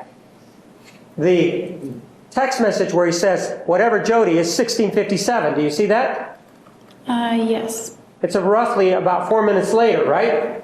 Right? And you told us that you guys were fighting in this conversation, right? Yes, we were arguing. Right, during these 4 minutes that it takes to text message back and forth, right? So it's not a joking conversation, right? Not at this point. No. And then you answer almost immediately, "I'll whatever you in the nose, Travis." Yes. You think that's funny, right? That's a joke. Yeah, that was his joke that he used to say. Pardon? That was his joke You think that he that's used to funny? I'm say. asking you if you think that's funny. If that's a joke. I was hoping he would think it's funny. Ma'am, I'm asking you if you think that's the joke. The whatever you in the nose? Whatever you in the nose, Travis, right? Well, that was my goal, so at the time, yeah. So you thought it was a joke, right? Yeah, it Even though certainly you're in was the a middle joke. of a fight. Yeah, I'm trying to diffuse his anger. But that's not what it indicates there. Travis, I'm trying to diffuse the anger. It's argumentative. I'm going to punch you in the nose. She's already said what it indicates. Overruled, you may answer. Well, not if you know Travis. That would be a Yes or no, joke. ma'am? You're wrong, so that Well, all would right, be then no. let's take a look at the next message. It says, I was just trying to help you. You've hung up on me several times before, even after I've asked you not to. It's reasonable that I shouldn't tolerate swearing. But again, I'm very sorry. Have a great day. You're still fighting in between there, aren't you? No, I'm trying to ameliorate the situation. Fight isn't over. That's why you're apologizing, right? I guess. So it's not a joke, then, right? No, it was a joke. So you say that you grabbed the gun from this area here. This is exhibit number 70, up at the top, without disturbing anything, right? That's correct. And so then, what do you do? Right as I'm reaching for it or getting up on the shelf, he's opening the door, so I run out the other door. And he follows me and I turn and point Well, the let gun me at him. stop you there. What you're saying is that you were able to get the gun before he opens the door, right? No, it's right. It's contemporaneous with that. So he's opening the door and you're grabbing the gun, Around that time, yes. okay? Right around the same moment. So if you're down here toward the end here, which is near the door, you agree with me that the gun was near the door, right? When I grabbed it, yes. Pardon? When I grabbed it, yes. No, when it's kept up here. Oh. This is near the door area, isn't it? Yes. And you're saying that that's the time that he's opening the door to get into the closet, right? As I'm going for it, yes. Yes. So you have at least a 11 and a half to 12 foot head start at that point, don't you? Yes. And with that head start, which is the length of the closet, by the time he's opening the door, if you chose to, you could have been out this door, couldn't you? Yes. You chose to escalate this, didn't you? Even though you had that 12-foot head start, didn't you? No, I didn't choose to escalate it. I was trying to de-escalate it.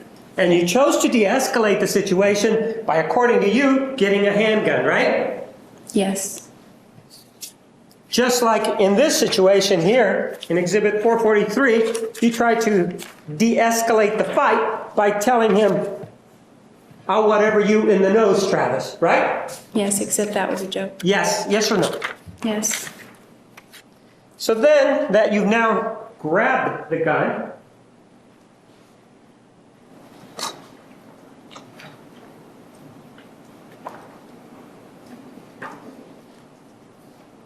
let's take a look at exhibit number 72. You see the closet door there? Yes. That's the one that you came out of, right? Yes. Where do you go? Into the bathroom. Pardon? Into the bathroom. This is the bathroom that we're looking at, right? Mm-hmm. Yes. And so you go in there, where do you stand? In the center. So this would be the center, right about here, right?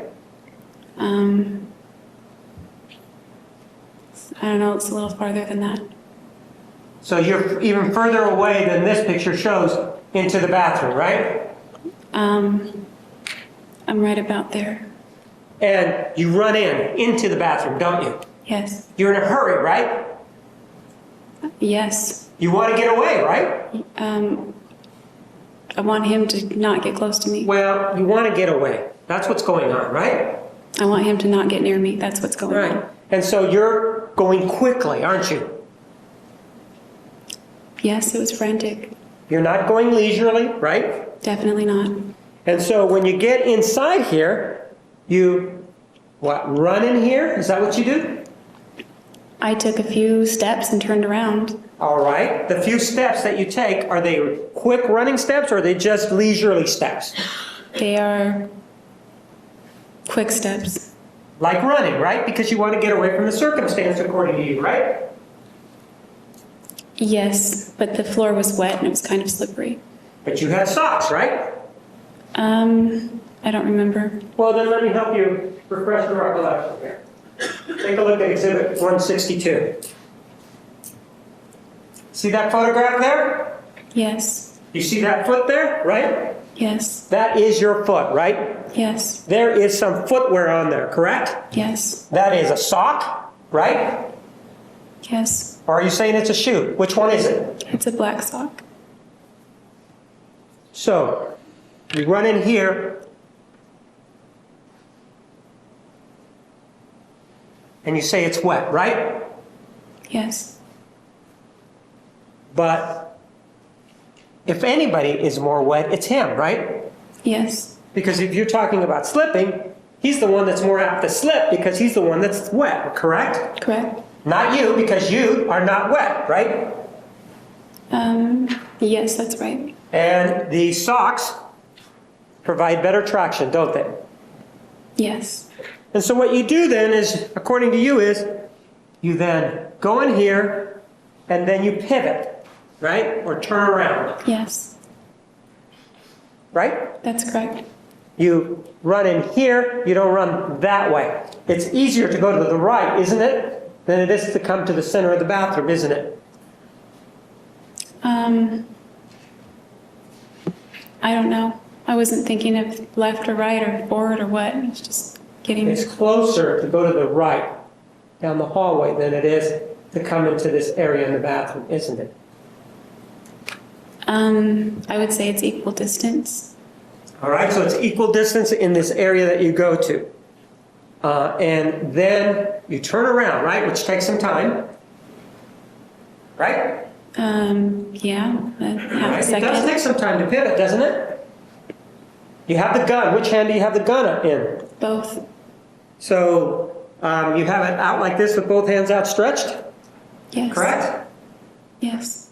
And so you have the gun outstretched, and he's still not there yet, right? He's still in the closet. He's coming out the door as I turn. So he's at the door now, right? How far away are you from the door? I don't know.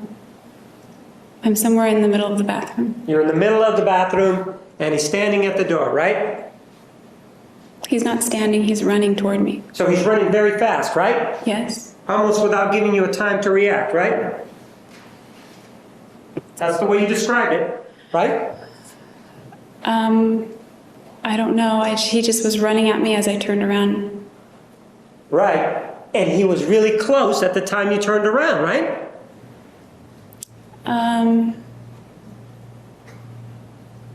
I don't know. He was coming at me. He got down. I understand he was coming at you. I'm talking about how close he was. He was close, right? He was closer than I wanted him to be at that moment, but I don't know what you mean by close. Well, how close is him being closer than you wanted him to be? How close is that? I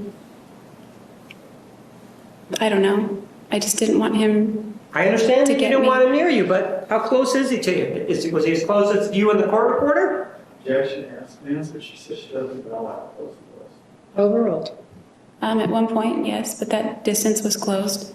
Okay, and that distance was closed after, or the distance was closed, and then you shot him, though. In other words, he got closer before you shot him. I think it was all simultaneous. You think what? It was all simultaneous. You don't have any problem remembering this part of the event, do you? But when you break it down that much, yes. I'm not. It's something that, according to you, you said on direct examination, I've never killed anyone before. Do you remember saying that? Yes, I remember. So it's kind of a highlight in your life, wouldn't you agree? Or a low light, however you want to look at it.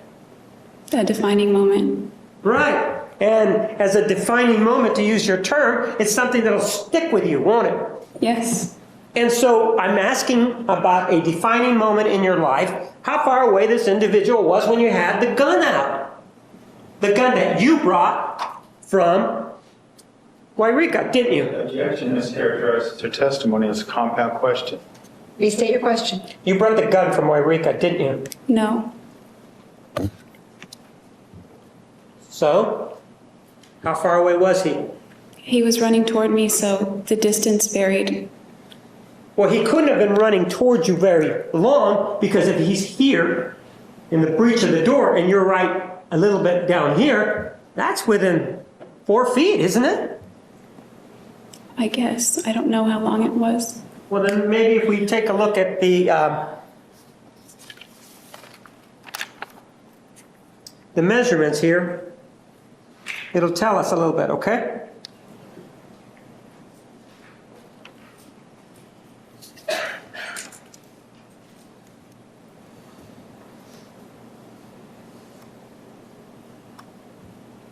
You see that the door is 33 inches, right? Yes. And that's where he was standing, right? He was never just standing, he was in motion. That's where he went through in the breachway when you saw him coming at you, according to you, correct? That's correct. And the distance from here to here, and if you want, I'll show you, it's 36 inches. Do you see that? No, where? It's right here. Okay. So that's 3 feet, right? Yes. And if you just take that out and you stand right there, isn't that about where you told me you were? About 3 feet from the door? No, I didn't say that. I was more in the center of the bathroom. It was what? In the center, more toward the center of the bathroom. All right, if it was in the center, can you see how far this is here? Can you see if Yes. that's a 6 or not? That looks like a 6. All right, so if we go 6 and 3 feet, that's 9 feet, right? Yes, but that's not accurate.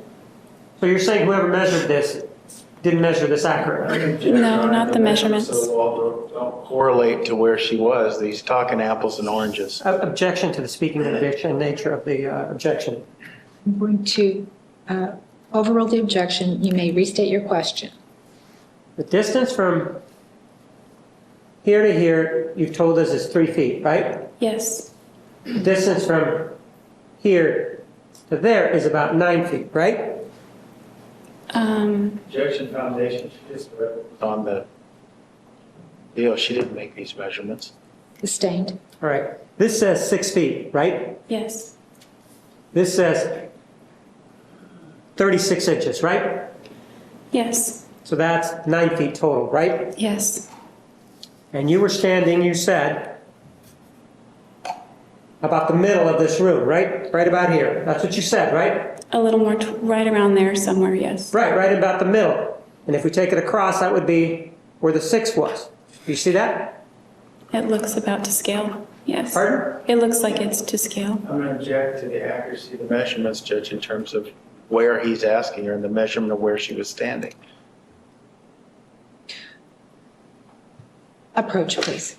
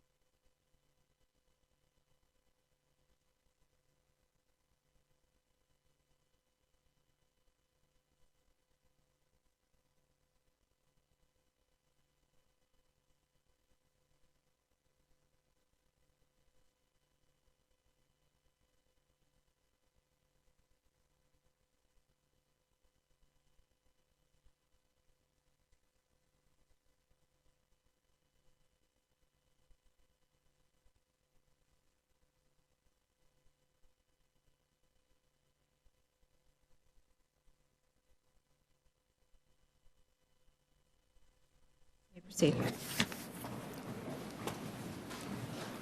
So you said that you were right here, correct?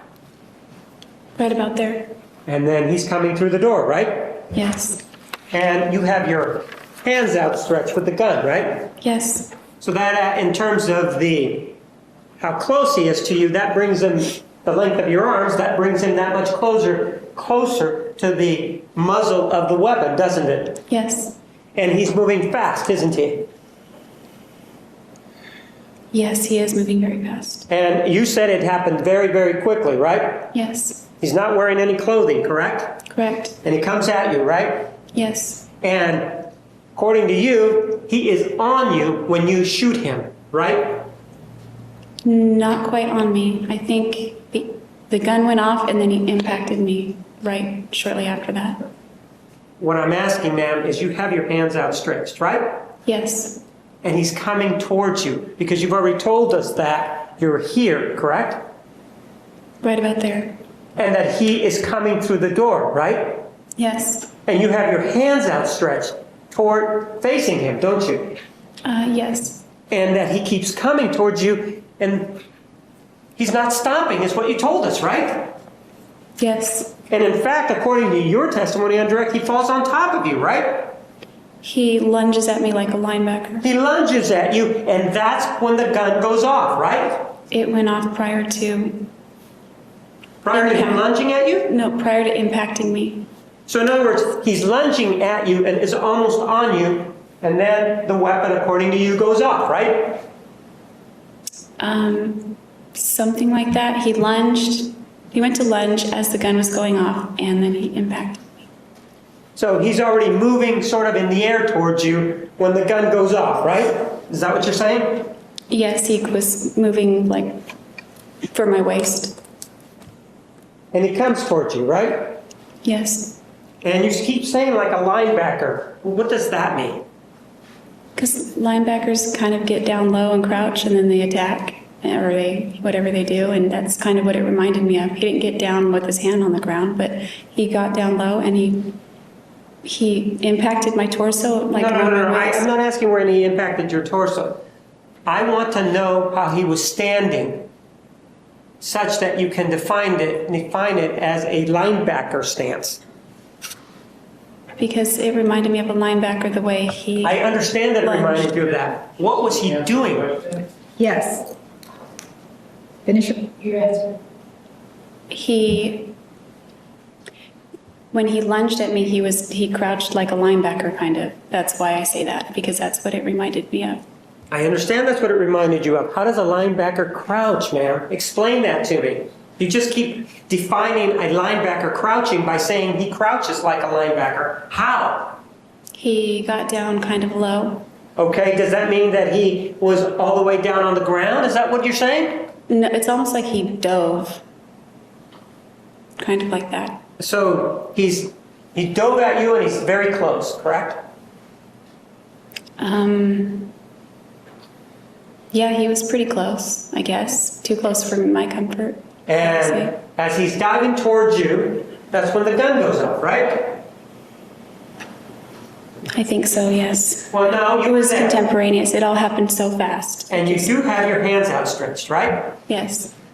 And from then on, you say that you don't remember anything, right? No, I remember a little bit after that. Well, okay. What happened to the gun? It got knocked out of my hand.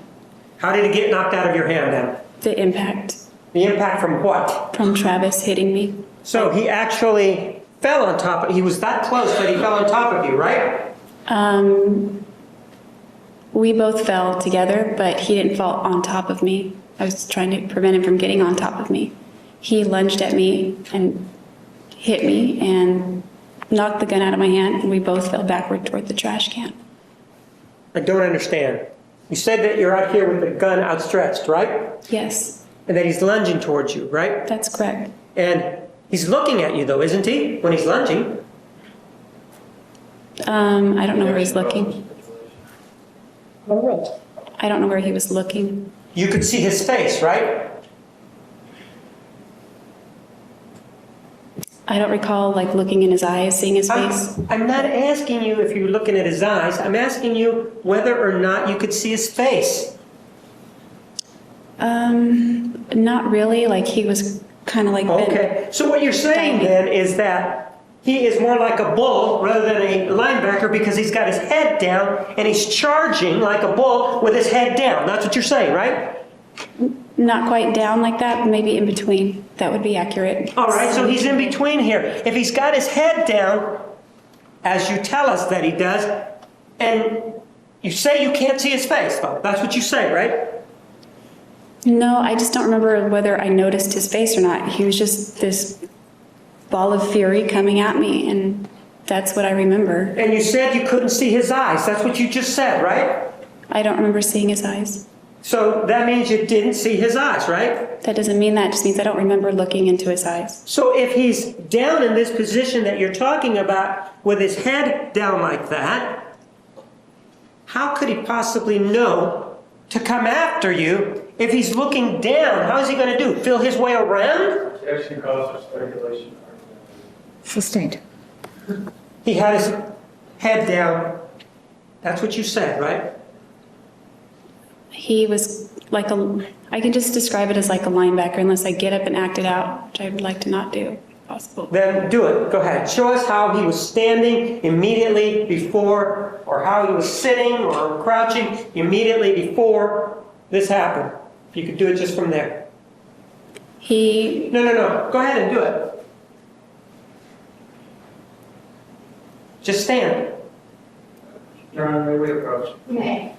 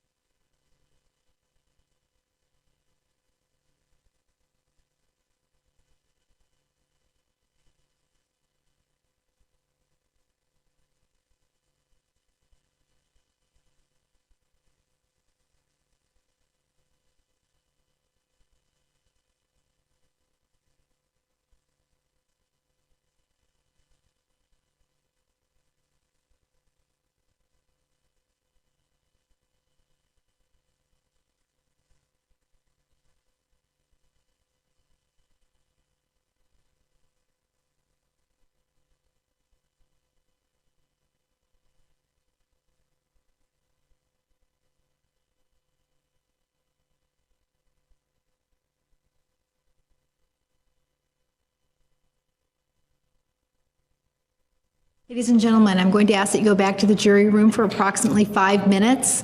We will call you back in approximately 5 minutes. Please remember the admonition. You are excused. Please stand for the jury.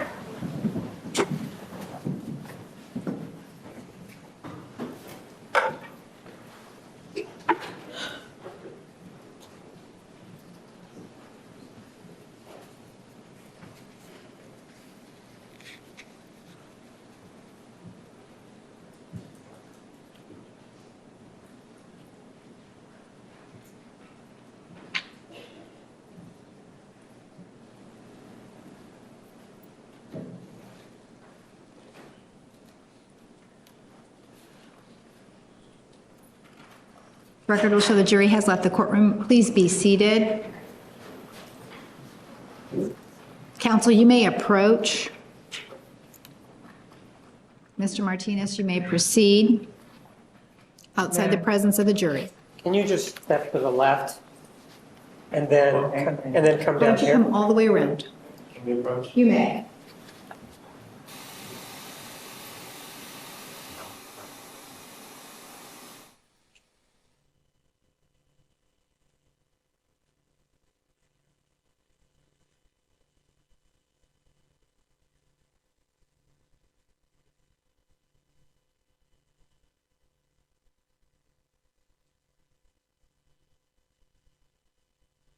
Ladies and gentlemen, I'm going to ask that you leave the courtroom for a few minutes, approximately 5 minutes, and then we will call you back. I'm going to ask that the cameras stop recording at this time.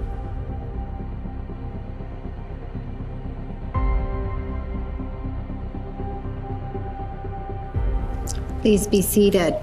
The record will show the presence of the jury, the defendant, and all counsel. Mr. Martinez, you may continue. Ma'am, if you would mind, stand up, go to the left, and show me the posture of Mr. Alexander immediately before he rushed you, according to you? As he was No, running. just show me. That's what I'm asking you to do, not talk. Show me. Show me the linebacker pose. He got down and, Well, show me the linebacker pose. That's what I'm asking for you to do. okay, he went like that and he turned his head and grabbed my waist. Just like that, correct? Pretty much. And he grabbed your waist, right?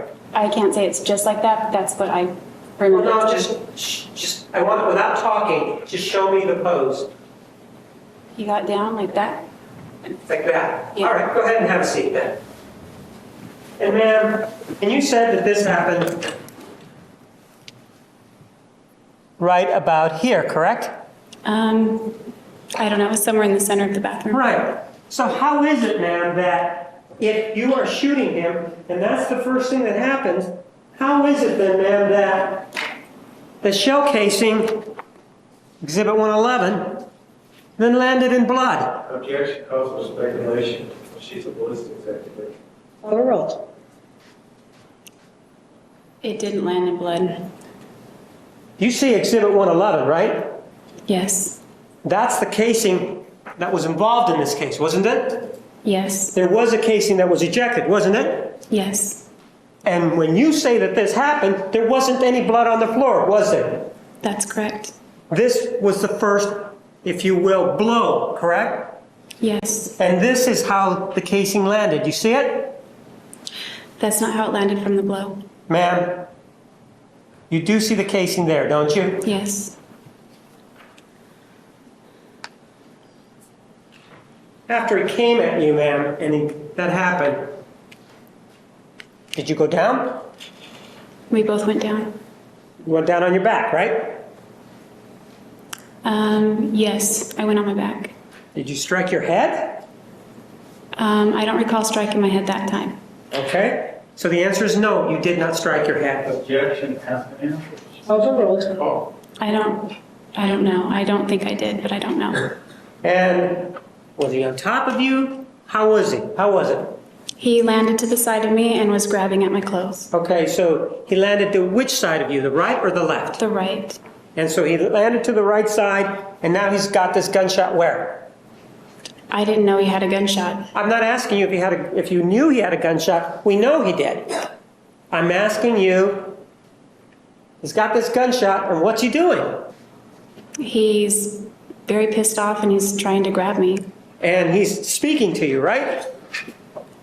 He was screaming obscenities at me. What's he saying to you after he was shot? Tell me what he was saying. I don't remember the words. You can't remember a single word that he screamed at you afterwards? No, I don't. And he's screaming this loudly. Screaming implies that he's doing it loudly, correct? Yes. And so he is to your left or to your right? You're facing up. So is he to your left or right? My right. That means he's toward the tub, correct? He would be on that side, but not near the tub, I don't think. But it would be on that side, correct? Yes, that's correct. And you're saying he wasn't bleeding at that time? I'm not saying that, I'm just saying, well, I don't know, you haven't asked me anything about that. Pardon? I don't think you've asked me anything about I'm that. asking you right now, are you saying that he wasn't bleeding? No, I'm not saying that. So he was bleeding at the time, right? I don't remember seeing any blood at that moment. So when he's down there, you don't see any blood, right? No. So that, for example, at that point, there can be no blood in the bathroom. We can agree on that, right? No, I don't agree with that. There was blood somewhere in the bathroom immediately after you shot him, other than around him? I don't know. Well, you were there, right? Yes. You said that you ran in this direction, right? Yes. When he was chasing you, did you happen to see the blood over here on the left side when you were running in that direction? There was no blood there when I was running in that direction. And was there any blood down here when you ran there the first time? No. How about any blood right here where it says number 5? That's right here. No. So there was no blood when you shot him then, right? Not at the moment the gun went off. How about immediately after he was struck? Was there any blood? I don't remember. weren't you looking at him or anything? I wasn't like examining him or looking. But No. you weren't looking at him? Right after the gun went off? Yes, right after the gun went off. I think I closed my eyes really tight. I Well- don't remember seeing him. I just remember getting hit really hard and we fell.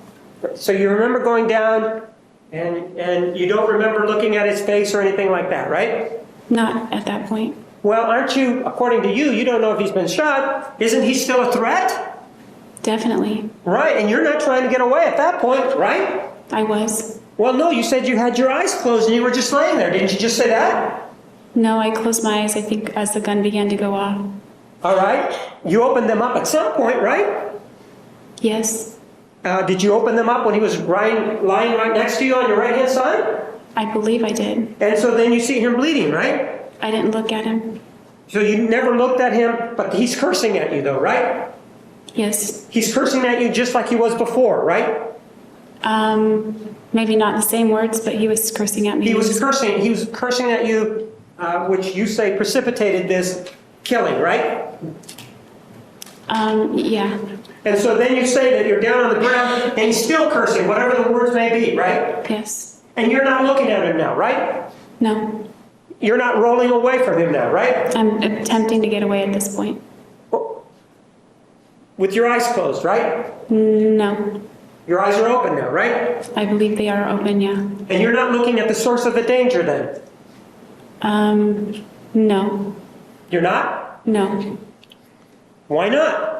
If you were looking at him before, and this is the reason that this person you claim may want to be threatening you, why don't you look at whatever the source is so that you can try to get away again? I don't need to because I already know what he's doing at that point. You think he's what? I didn't need to because I already knew what he was doing at that point. You already knew what he was doing at that point? Yes. You knew he was cursing, right? Yes. You knew he was right next to you, right? Yes. You knew he was grabbing at you, right? Yes. And so you just got your eyes closed and you don't even know where you're going to go. I believe I said my eyes weren't closed at this point. Okay, so your eyes are closed for how long? I don't know. I just blinked hard, I guess. I don't know. So then you do open your eyes, right? Yes. Then do you see blood? I don't remember seeing blood. So you don't even see blood at that point then, right? No. And he's still not dead, right? Definitely not. He's very angry. He's very angry, and this is seconds afterwards, right? Yes. Is he on all fours now? He's on the side of me, grabbing at my clothes and grabbing at me. So he's on your right side grabbing at you, right? Yes. Is he punching at you? No. Is he hitting you? No. Is he doing anything else? He's just trying to, it seemed like he was trying to get control of me and I was trying to push him away and get up. Throughout this whole thing where you are having this confrontation to him, do you ever tell him to stop? Do you ever tell him to do anything? I think I screamed stop when I pointed the gun at him. And when he's next to you on the right-hand side, did you say anything to him? I don't remember.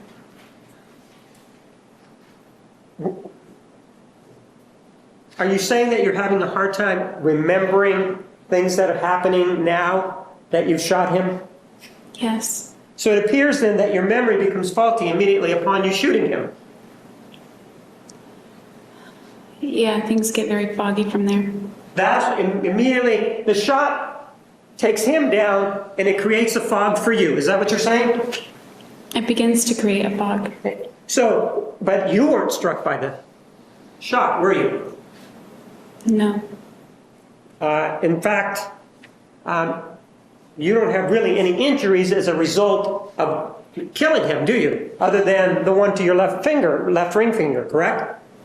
That's the only visible injury. Pardon? That's the only visible injury. I'm talking about visible injuries, right? That's the only visible injury that you have, the one to your left ring finger. Even though, according to you, he slammed you down, right, when he got out of the shower, and then he slammed you down again when he was coming at you and you had to pull the gun, according to you, right? Yes. And he's also grabbing at you while you're down on the ground, and he's not being gentle about it, right? That's correct. No bruising, no anything other than just a thing to the injury to the left ring finger, right? I don't know if my skull was bruised. Pardon? I don't know if my skull was bruised. Aside from that, do you get medical care for that? No. Do you seek medical care for your finger? No, I did not. Not professional medical care. Well, you do have an injury to that left ring finger, don't you? Yes. And so when you arrive out in West Jordan, Utah, and you see Mr. Burns, you did have an injury to your left finger. We're correct? talking about two different injuries. No. Well, ma'am, you just told me when we were talking about this killing that, yes, you injured your left ring finger. Do you remember just telling me that just now, no more than 2 minutes ago? Yes, I was referring to this injury.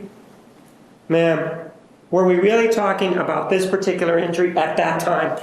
I didn't know. You were just talking no, about you don't injury. know we were talking about the killing, ma'am? You talked about the injury to my left Ma'am. finger. What have we been talking about the whole afternoon? Objection, argumentative. Overruled. June 4th. Pardon? June 4th. Right, we haven't mentioned any other date, right? Not to my recollection. You've been here throughout these proceedings and you've been answering or you've been asked questions, right? Yes. And as we were talking about it just now, I asked you, isn't it true that the only injury as a result of this incident was this injury to your left ring finger? And you said yes. Do you remember saying that? I might have, but that's not what I meant. Well, ma'am, you did say it, didn't you?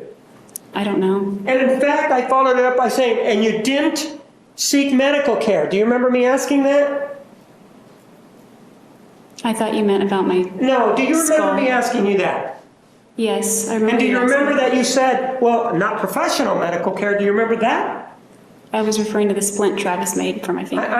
I know that that's what you're telling me now, but the line of questioning before involved the shooting. That's what we were talking about, right? Yes, but then you And went to Mr. my Alex- left finger. Mr. Alexander was dead after that, wasn't he? Well, not immediately after that. No, he grabbed the knife that you stabbed him with, right? So he wasn't dead immediately after that, right? Objection, calls for speculation. And she says she hasn't remembered. Restate your question. And we're talking about Mr. Alexander, an individual that you just shot, right? So it's not like we're talking about him providing any medical care for you, are we? That's right. You're the person who has come in here, at least we know that you've indicated that you did kill Mr. Alexander, correct? Yes. The only incident where this could have happened was on June 4th of 2008, right? Yes. So this issue of him providing a splint or splinting your finger really doesn't have anything to do with June 4th of 2008, does it? No. And you did say that the only injury you received was to your left ring finger on June 4th of 2008, right? I didn't say that. Well, yes, you did. And in fact, No, I you didn't. used the word visible injuries. Do you remember using that term? Yes, I do. Argumentative, she said that it's not what she said. And do you remember that you also indicated, well, I may have had some injuries to my head, right? Yes. Those were the only injuries that you sustained on June 4th of 2008. And you remember I asked you about that and you said yes. That's not how I understood your question.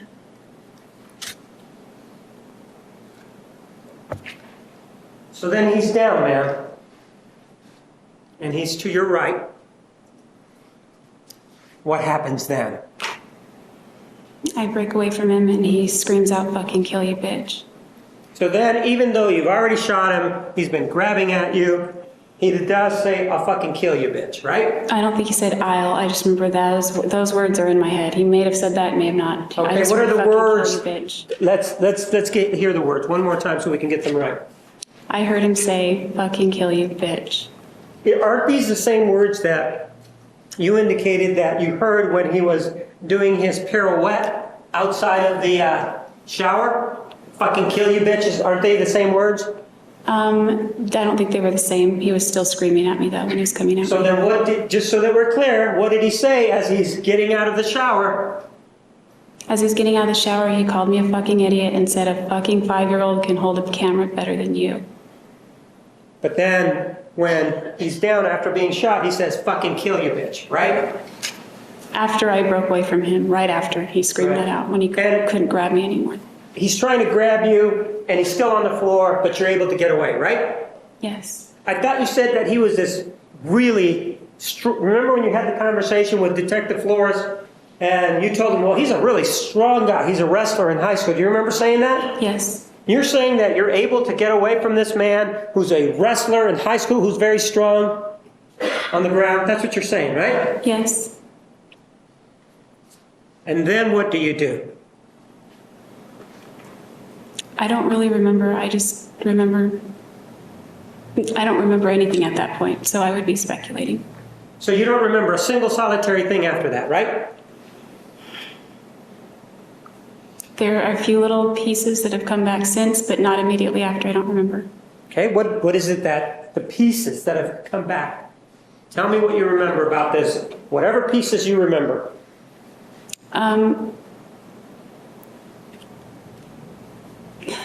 At one point, I remember dropping the knife and screaming. But that's something that has come to you since, right? Since, yes, it You don't came to me remember more that recently. time. All right, what else? The others are more vague, so I'm not sure. If they're vague, then we don't want to hear them. Yeah. Where were you standing when you have this recollection of dropping the knife and screaming? I don't remember the exact position, but I was in the bathroom because it hit the tile.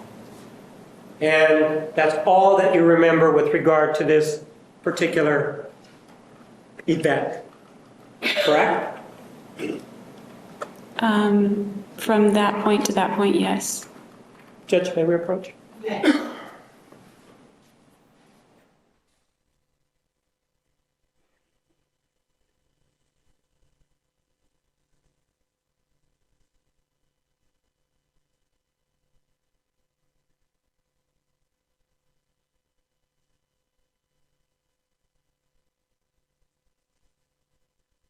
Ladies and gentlemen, we're going to take the afternoon recess. Please be back in the designated area at 3:15, and we will start promptly at that time. Please remember the admonition. You are excused. Please stand for jury.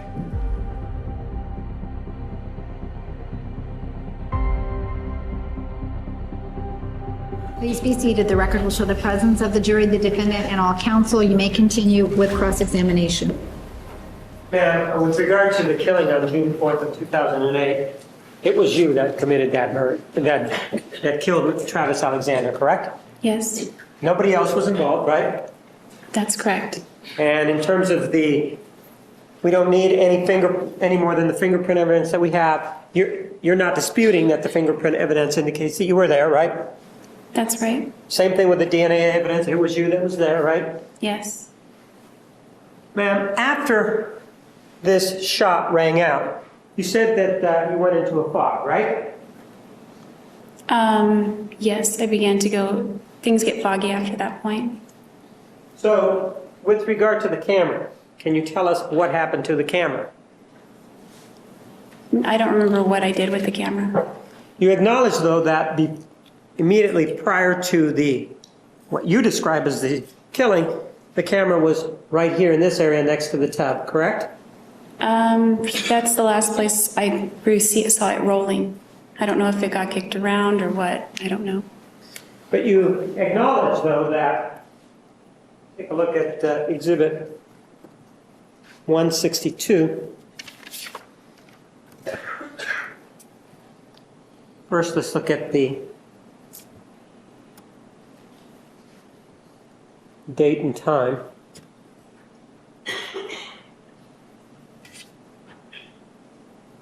You acknowledge that this says, or was taken on June 4th, 2008 at 5:32:16, correct? Yes.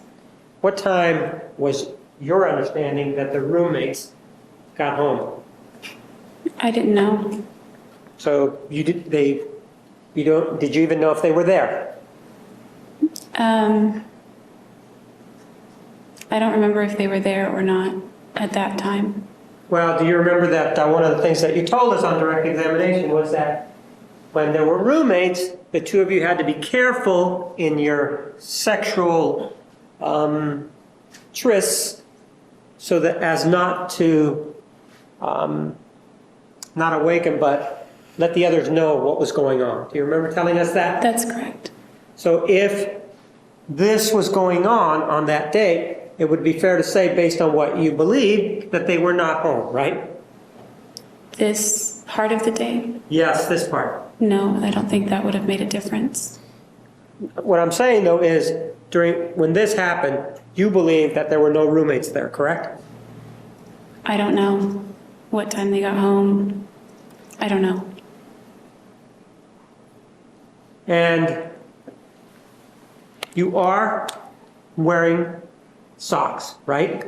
Yes, And there is what appears to be a zipper on that foot, correct? yes, If we look at this further, to orient ourselves, this is Mr. Alexander's head, correct? yes, Blood right there, right? yes, And that's his foot, correct? yes, And given the way that the lights are in this particular photograph, the bathroom is in this direction, correct? yes.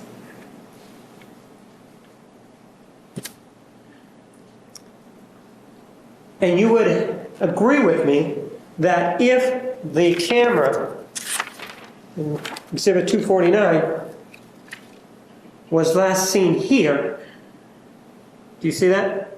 Yes, And things happen the way you say they happened, we now have this photograph that you were the one that moved that camera, right? it could have been us both. I don't know, remember moving it. Well, based on what you tell us, there's this gunshot that rings out, right? Yes, And then you don't remember anything, right? I didn't say that. I said it got foggy after that point. The point where I can't remember anything is after he threatened my life. What's that? After he threatened my life. Well, what is it that he said? Fucking kill you, bitch. So after that, after fucking kill you, bitch, you don't remember anything else, right? No, not But- except the one thing that I described. Right. But you do remember, though, that as you ran down this hallway, you were not carrying the camera with you, right? No, not the first time I ran down the hallway. Of course not. You were concerned for your life, you told us, right? Yes, And you told us that the camera landed next to the tub, right? yes, And so if this photograph was snapped at the time that we've agreed that it's snapped, and the camera, the last time you see it, is next to the tub, and then you describe what happens, that Mr. Alexander is down next to the tub, then it was you that moved that camera, right? Objection calls for speculation. She said she doesn't remember. Sustained. With regard to Mr. Alexander, ma'am, the last memory that you have of him is that he was down on the ground, correct? yes, And the last memory that you have of him is after you shot him, right? yes. You never saw him walking around, did you? No, I didn't. And so if you didn't, assuming he didn't get up and walk around, and assuming you did shoot him, and assuming that the camera is where you told us that it was, then this camera, to take this photograph, had to be moved, right? Yeah, it had to be moved. And you would acknowledge that you did the moving, right? Objection calls for speculation. She said over and over again, she doesn't remember. Overruled, you may answer. Only under that theory, that would be right. Well, you see him right there, ma'am? Mr. Alexander? Yes, No, take a look at it. I've already seen it. All right. Are you saying that in the condition that Mr. Alexander is in exhibit number 162, and you were there, it's your opinion that he, in that condition, could move the camera? I'm not saying that. So you did move the camera, right? Again, objection, Your Honor. Argumentative, she's already said she doesn't know what happened afterwards. Overruled. I don't know. And that camera ended up, as we now know, in a washing machine, right? You know that, right? Yes, You have this horrible incident that happens upstairs, And the camera's being used to photograph Mr. Alexander, right? In the shower, yes. Right. And then the camera's dropped, and then we see the photographs here. You would acknowledge then, ma'am, that under those set of facts, it was you who put that camera in the washing machine. Yes. I Because guess. I this- don't remember, but that would be logical. Sure, because Mr. Alexander never left the upstairs bathroom, right? I think that's right. And you would acknowledge, ma'am, that if you did that, it would be an indication from you, at least you're saying that you're in a fog and that you don't remember, but it would be certainly an indication of your mental state back then that you picked up that camera and put it in the washing machine, wouldn't it? Yes. And it would be an indication, ma'am, that you knew what happened. Yes, I guess. And I it don't would know also, why it went in the washing machine. and ma'am, we know that this photograph was deleted from the camera, correct? Correct. We know that he's dead after this, right? After this, yes. And we know, as you've just told us, that there was nobody else there, that no roommates were there, right? Yes. So if he's dead, no roommates are there, this photograph is snapped, and it's deleted, you're the one that deleted it, aren't you? That would make sense. I don't remember deleting it. I'm not asking you if you remember now. I'm not asking that at all. I'm asking you, given the circumstances that we have here, you're the one that deleted it, right? I would have to say yes. And in fact, deleting something is not a once, given your expertise in cameras and photography, deleting something is not a one-step process, right? That's correct. And you were not familiar with this camera, were you? Not prior to June 4th. Correct.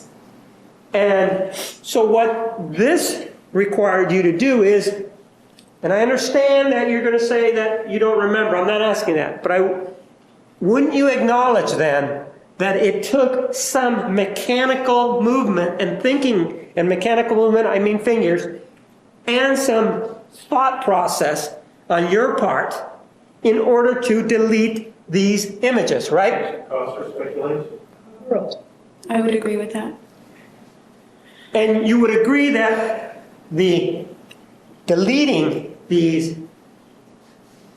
items from the camera was not in any way necessary for you to do prior to leaving Mr. Alexander's home. I don't understand what you mean. Well, there is nothing, you acknowledge that there is nothing that was pressing about or threatening about the camera that required you to delete these images, right? I don't know what you mean by threatening. In order for you to delete them, ma'am, you have to view them, don't you? Yes. And if you view them, then the decision is made. And I know you're going to say I don't remember, but you acknowledge then that a decision is made by you to delete this photograph, right? There must have been, yes. And you would agree then that if the police don't find this photograph, that would be beneficial to you, wouldn't it, in terms of your culpability involving Mr. Alexander's death? I would not agree with that. Okay? Exhibit number 160. So you think this helps you in your case? I don't agree with that either. 163.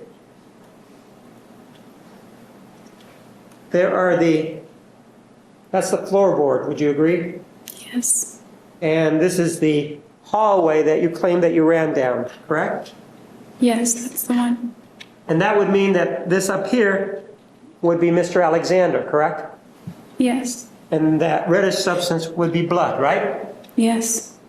And again, if we apply the same analysis that we did before, you would acknowledge that the person who deleted this photograph was you. Yeah, I guess. There were other things that were done to the scene.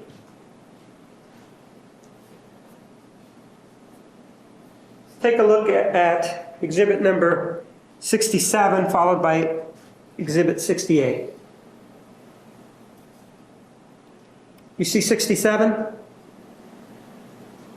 Yes, There is blood there, isn't there, ma'am? yes. That's not your blood, right? I don't think my blood is there. That would be Mr. Alexander's blood, right? Yes, And you would agree that to the right of that, it appears that there is a more, if you will, different pattern. In other words, the pattern on the right is not as dark as the one on the left, right? yes, And ma'am, you would agree that if you had socks on, and we know that you were dead, and you were walking through blood, that this would be the kind of pattern that your socks would leave, right? I don't There's know. no foundation, there's no analysis. Was wearing socks at that time. Overruled. I'm not sure. Take a look at exhibit 130. You see that? Yes, Would you agree then that we've seen the photograph, and that's exhibit number 162? And if we look at, this is exhibit 162. Do you see it? yes, And you told us that to this end over here is the bathroom. Over here, do you see that? yes, And if we look at this exhibit, which is 130, you would agree that the bathroom is in this direction, correct? yes, So that if his foot that we were looking at would be right about where my pen is, or right in front of that door, right? yes, And the door that's behind it is the door that you claim was the door that he was banging his head on back on August 7th of 2000, I'm sorry, in August of 2007, right? yes, And you would agree, ma'am, that if this is the pattern that we have here, and his head is in this direction, as we see it in the picture, then because of the way the blood is flowing down, this is where his head was resting. Right here. I don't know, I guess. He would not be the person that would be leaving these marks here to the right, would he? Because he wasn't standing, was he? Objection, she's already Said she has no memory, it would call for speculation. Sustained. 162. Is he standing there, ma'am? No, Would you acknowledge that based on everything that you know, he's not going to stand after that? yes, you call it speculation. Overruled. I would be very inclined to agree with that.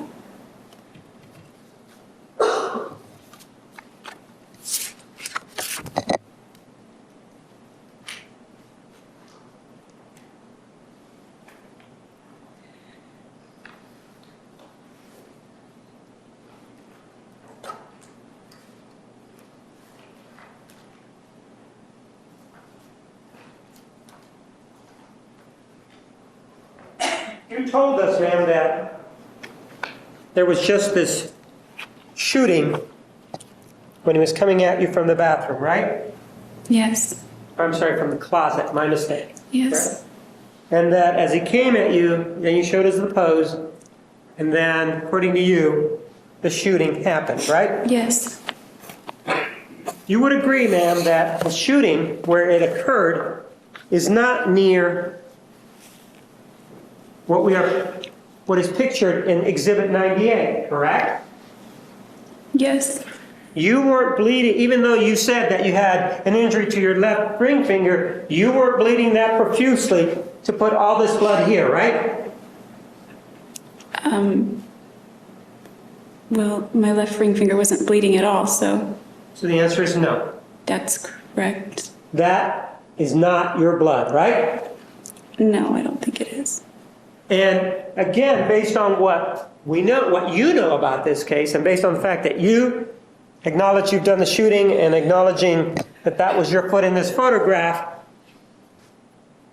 you would have to agree that a person would have to be standing, or Mr. Alexander would have to be standing, for that blood to be placed there, right? Actually, also speculation, she's not a splatter expert.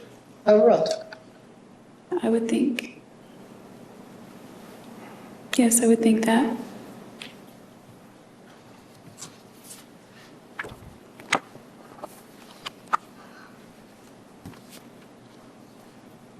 Ma'am, one of the things that happened, or that was found on the body, was a glass. Are you aware of that? Yes. Now, before the murder, there was no glass up in the bathroom, right? It was under the sink. It was under the sink then, right? Yes. So then you would agree that if it was under the sink before the murder, and it was found on top of him after the murder, you would agree that you were the person, you would acknowledge that you were the person that went underneath the sink, got the glass, correct? I would acknowledge that. And you would acknowledge that you used that glass to try to clean up or throw it on the floor of that bathroom. I don't know what I did with it. If there were lots of water in the bathroom after the killing, for example, if you take a look at exhibit number 118, do you see that? The watermarks here? Yes. You would acknowledge that these watermarks in red colored blood, or what appears to be blood, you would acknowledge that you're the person that created those marks, correct? Yes. And you would also acknowledge, ma'am, that these reddish spots here are Mr. Alexander's blood, right? Yes. Which would indicate that he was in that area bleeding, correct? Yes. And exhibit 125 shows us the relationship between the closet to the right, correct? Yes.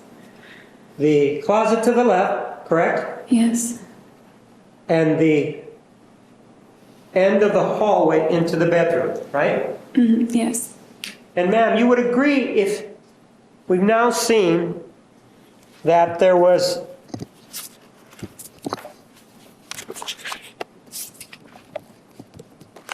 staining 128 here, do you see that?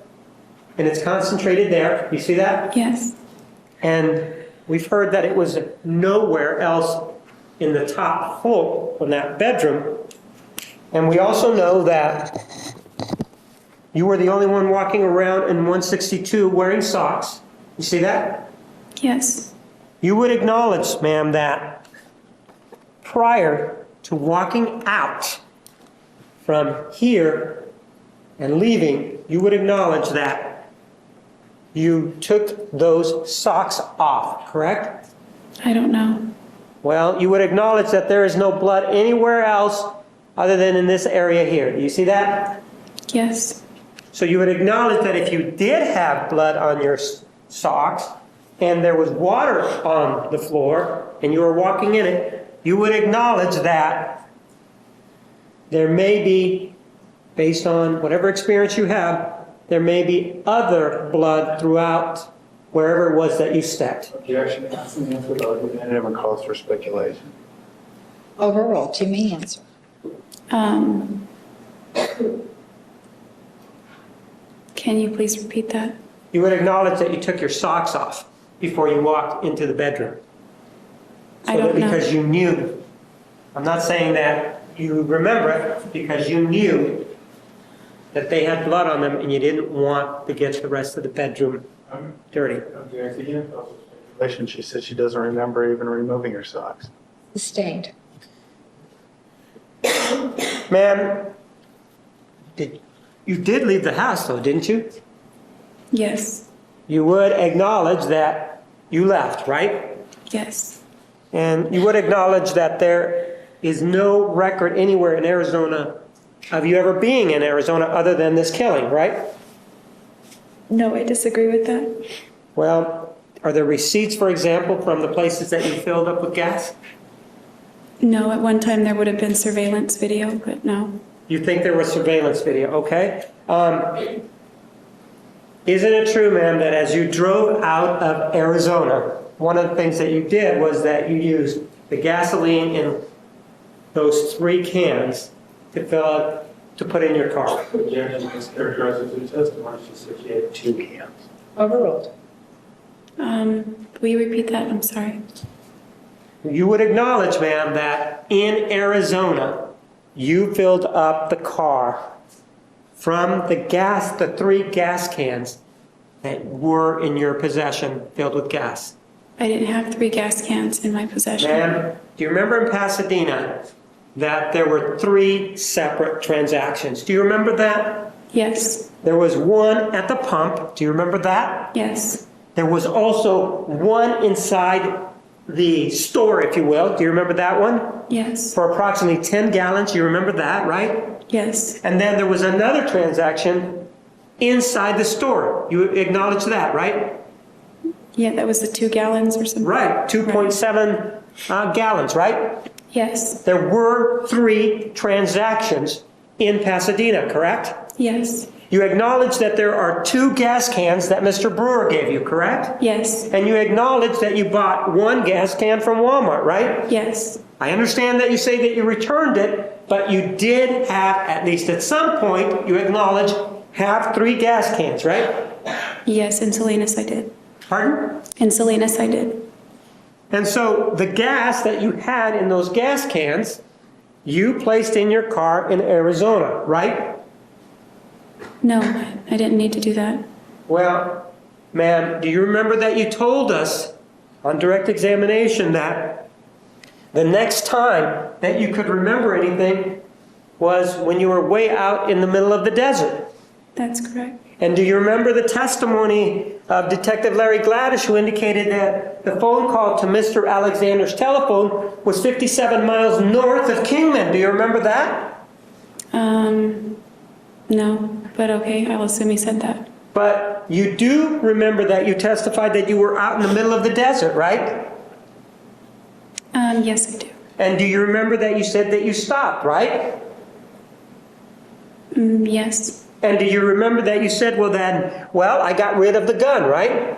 yes, So you would acknowledge, ma'am, that even though immediately after this killing happened, you say you went into a fog. Do you remember saying that? it was in a fog, yes. You were in a fog, right? And one of the things that we know from your own admission was that there was a gun that was involved, right? Yes, That's what you used to shoot him, right? yes, And so this gun, you tell us, you took it out to the desert, didn't you? yes, You were the one that removed it from the house, right? yes, If you didn't know what was going on, if you were in a fog, ma'am, which means that you don't know the status of your current events or the status of what's going on, would you agree that there would be no need to take the gun if you were unaware of your status? I would not agree with that. Even though you're in a fog, there's a decision, a knowing decision, a voluntary movement that is made to take the gun on your part, right? I think you're getting fog confused. My memory was in a fog. I don't remember what happened after those things. I'm not asking you if you remember that. Please, that's not what I'm asking. I'm asking whether you acknowledge that you removed the gun from the crime scene. Yes, And you do acknowledge that if you're in a fog, you're in a fog about everything, not just certain specific things, right? I don't know. Well, it's your fog. Is that a question? Yes, it is a question, isn't it? What is it? It's your fog, isn't it? Yes.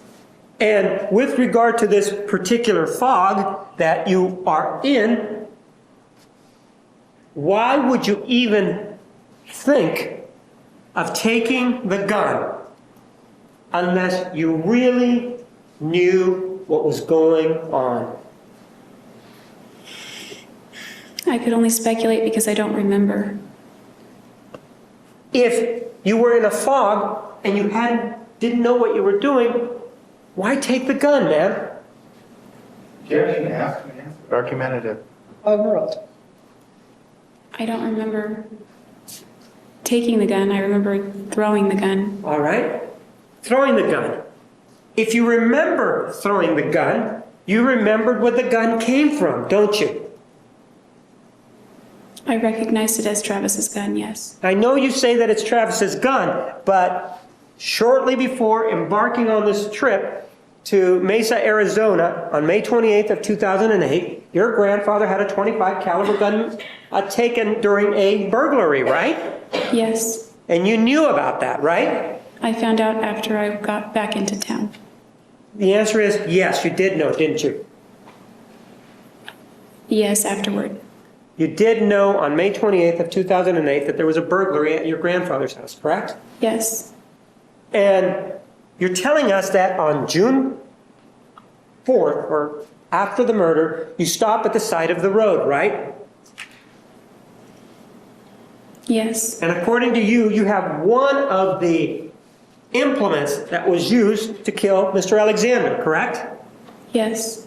If you didn't think that you had done anything wrong, and you were in this fog that you weren't thinking, why get rid of it? Why get rid of it? I never said I didn't think didn't do anything wrong. Oh, so you acknowledge then that you believe that you did something wrong with regard to Mr. Alexander then, right? I believe that something Yes or no? very bad had happened. Yes or no, ma'am? I'm not, how did you word that again? Do you believe that you did something wrong with regard to Mr. Alexander? Yes. And that belief that you had was with you on the side of the road to the point that you got rid of the gun, right? Well, I just threw it, so yeah. You did get rid of the gun, right? Yes. And this knowing that you had done something wrong was preceded by your removing the gun from the crime scene. Right? Yes. So you would agree then that at the crime scene, you knew that what you had done was wrong, correct? I would say that would be accurate, but I don't remember. And you were trying to alter the crime scene, weren't you? It appears that way. Well, no. Based on what you know, there was an altering of the crime scene, wasn't there? Yes. The gun was taken, right? Yes. And we know that you took it, right? Yes. We also know that there was no knife that was found up in the bathroom area, right? Yes. So we know that you took it, right? I don't remember having the knife at all afterward. But there was no knife up there, right? I haven't heard any testimony about that. So I would You would acknowledge, ma'am, that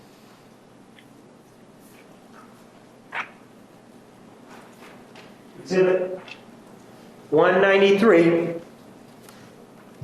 that Mr. Alexander was stabbed. You would acknowledge that, right? Yes.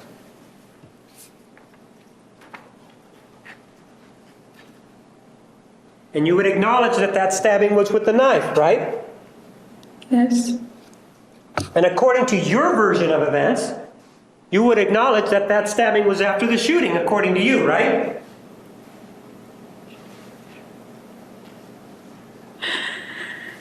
I don't remember. I'm not asking you if you remember, ma'am. I'm asking if you acknowledge that it would be you that did it, correct? Yes. And you would acknowledge that a lot of the stab wounds, and if you want, we can count them together, including the ones to the head, were to the back of the head and to the back of the torso, correct? Okay. Well, no, I don't. Count them, I don't know, I'll just take your word for it. Would you like to take a look at the photograph? No. So if he is being stabbed in the back, would you acknowledge at that point that he's no threat to you, right? Objection calls for Speculation. Overruled. I don't know. Well, if he's already been shot, according to you, and he's facing away from you, how could he possibly be any threat to you?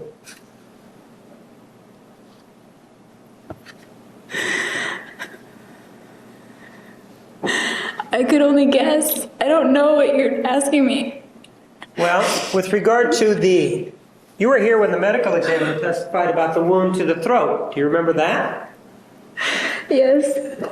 With regard to that wound, ma'am, you would acknowledge that that was, in terms of the stab wounds, you would acknowledge that that was the last wound in the sequence of events. Remember.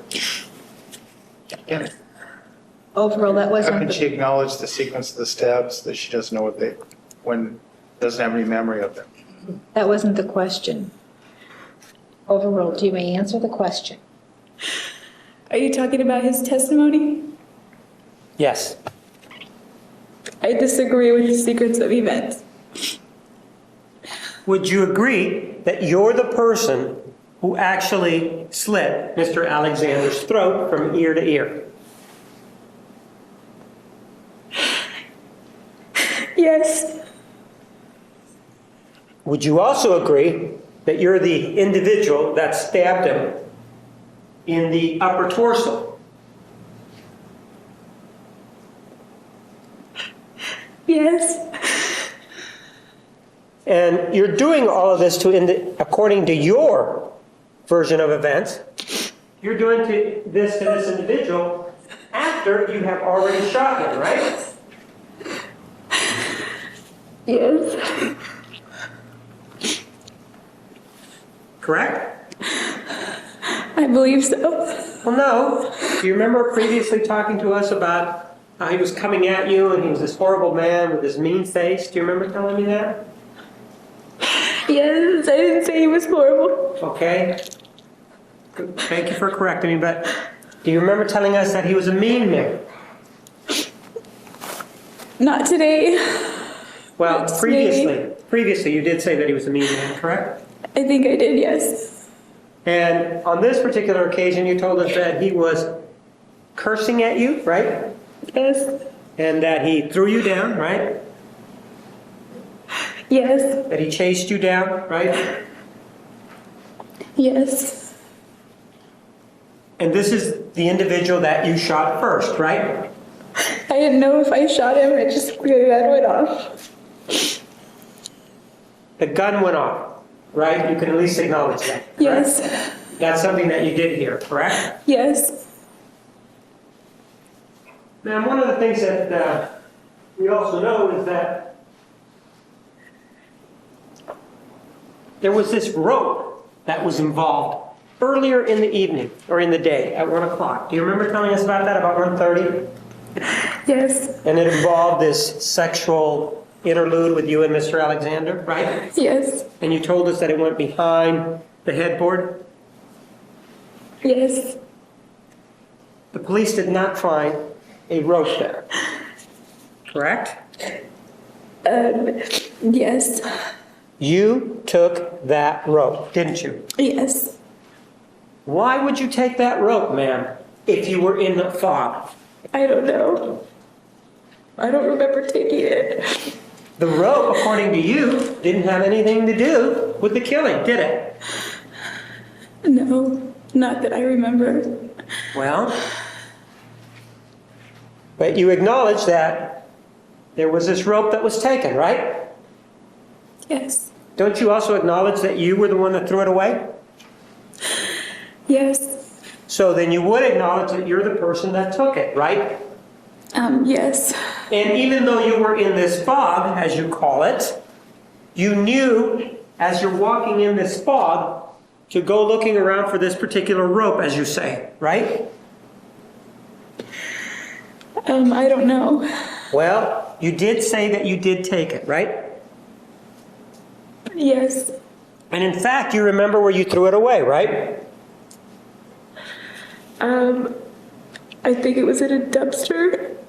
Right, you said you threw it away in a dumpster, right? Yeah. Well, other than that, it would show that you had been there, ma'am. Why take the rope and then get rid of it? I don't know. Maybe for that very reason. I don't know. So you did take the rope then? You also changed clothing, right? I think I did. I don't. Well, you said that you pulled off the side of the road in the desert, right? Yes. And that you said that you went to the trunk of the car, right? Yes. Isn't it true, ma'am, that that's where you claim to have the gas cans? That's where they were. Pardon? Yes, that's where they were. And so the gas cans and the gas were in the back with the water, right? Yes, a case of water and my suitcase. And you found that you had some blood on you, correct? Yes. And back then, that was at the time that there was this stop or security checkpoint before Hoover Dam, right? I pulled over before that. Right. You were not so much in a fog that you didn't know that the checkpoint existed, right? I did not know that the checkpoint existed. Well, you just told me that was when the checkpoint was there. Do you remember telling me that just now? I came to know of its existence when I drove up to it, or when there was a sign or something. But conveniently, or to your advantage, you stopped the car before you got to the checkpoint, right? A long time before the checkpoint when I called Ryan, or texted somebody, or Leslie or someone. So the answer is yes, correct? Yes. And one of the things that you did was that you got the water from the trunk, right? Yes. You cleaned your hands, right? Yes. And you changed your socks or put some shoes on, correct? I put socks and shoes on, I think. Right. And you took the clothes, the bloody clothes that you had on, you took those off, right? I think I did. Well, do you remember testifying that you threw them away along with the gun? I don't recall throwing my clothes out in the desert, But you did change in anticipation of the checkpoint, right? no, I didn't know there was a checkpoint until I reached it. Well, you will acknowledge that this changing and washing of hands occurred before you got to the checkpoint, whether you knew or not that the checkpoint was there. That's correct. And you would agree that it was to your advantage to have clean hands and clothing that is not soiled with blood if you're going to go through a checkpoint, correct? That wasn't my line of thinking, but I would agree with what you said. And then you are making some calls at that time, aren't you? Prior to the checkpoint, yes. You have the ability to say, I'm going to look through the car to see if I can find my charger, right? I wasn't looking for my charger, but I looked through the car. You were looking through the car then when you pulled over, right? Yes. And when you pulled over, you found the charger, according to you, underneath the seat, right? Yes. And that allowed you to make some telephone calls, right? Not right away because there was no reception. Right, but you made some telephone calls before you reached the Arizona-Nevada border, right? Yes, I turned my phone on and it just took a while to place a call because the call Right. kept dropping. It was before the checkpoint, right? Yes. And while you were you driving at that time when the telephone was in a position to make calls out? I believe, yes. So when it first came on, so that it had the ability for calls to be made, how far was it to the checkpoint? It felt like an hour. Felt like an hour? I You know where think. Kingman is? No. And when this telephone came on, you started to make telephone calls, right? I attempted to. I was only able to send, I think, text messages. I realize that Signal wasn't- you're talking about text messages. I'm talking about telephone calls. You were able to call Ryan Burns, right? Yes, And and even though you were in this fog that you're telling us about, you were able to call him and make up a lie, right? the fog that I was referring to relates to my memory. Right, it relates to your memory, so you could have told Mr. Burns that you were with Mr. Alexander, but you didn't, right? That's right. Instead, you made up a story, didn't you? Yes. So this fog that you're talking about, it wasn't so heavy that it prevented you from thinking and making up a lie. Yes, that's right. You made up a lie that you had lost your charger, right? Yes. You made up a lie that you had gone to a gas station to get the charger, right? No, that's not what I told him. And so Mr. Burns is full of crap when he tells us that. No, he just has a poor memory on some things. And you know that based on that one limited time that you met with him in West Jordan, Utah, correct? No, I know that from all his inconsistent statements to police. But you only met him one time, right? As a romantic interest. Yes. And so you also told them that you got lost, right? I did say that. That was also not true, correct? Well, technically it was, but not for the reason I was telling him. No, you actually, ma'am, you knew where you were going. You were going over to Mr. Alexander's house. You knew that, right? No, I got lost after leaving his house is what I mean, so technically I did get lost, but that's not why I told Ryan that. Even though there's this technicality, are you telling us that when you told Mr. Burns that you got lost, that you were clear with him that the reason you got lost was that you'd killed Mr. Alexander and you had been driving and you'd been lost that way? Or did you tell him that you got lost a different way? I don't remember what way. I think I made up something stupid, and I certainly didn't tell him I got lost about Travis. I told him I got lost Right. to deceive him. So even in this fog, you still have the ability to think, to protect yourself, right? Yes. And the other thing that you did is you attempted to call Matthew McCartney, right? Yes. And you also attempted to call Mr. Brewer, right? I don't remember. I might have. One of the other things that you did, and you know, we were talking about protecting yourself. One of the other things that you did is that you immediately, almost immediately when you say you come out of this fog, one of the first things that you do is you try to divert attention away from you so that the police won't think that you had anything to do with this killing, right? Yes. And this fog that you were under that you're telling us about is not so deep that it stops you from fabricating or attempting to fabricate evidence, right?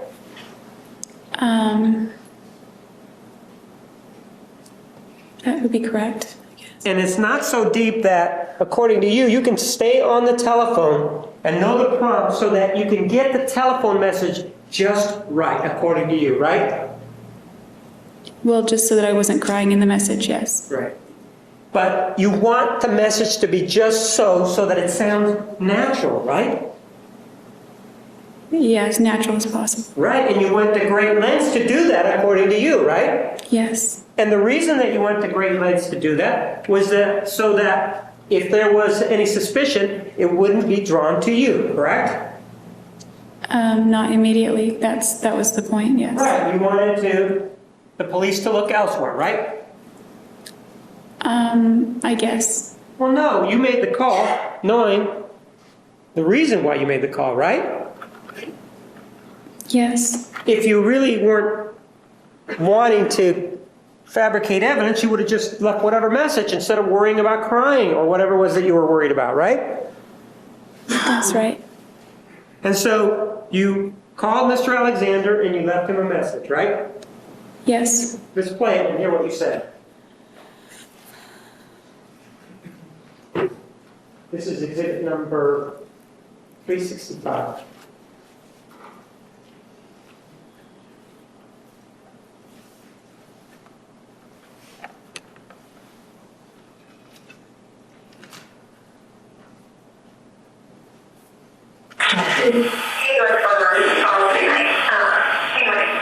You're starting to gear up.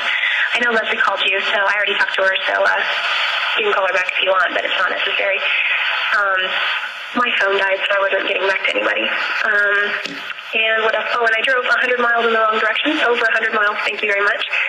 So yeah, remember New Mexico? It was a lot like that, only you weren't here to prevent me from going into the 3 digits, so fun. Tell you all about that later.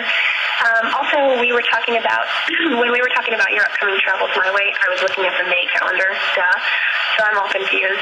But Heather and I are going to see Othello on July 1st, and we would love for you to accompany us.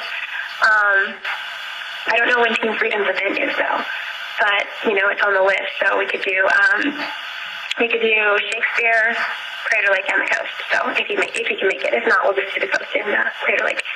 But let me know, and I will talk to you soon. Bye. End of message. To delete this message, press 7. To save it in the archives, press 9. Message will be saved for 21.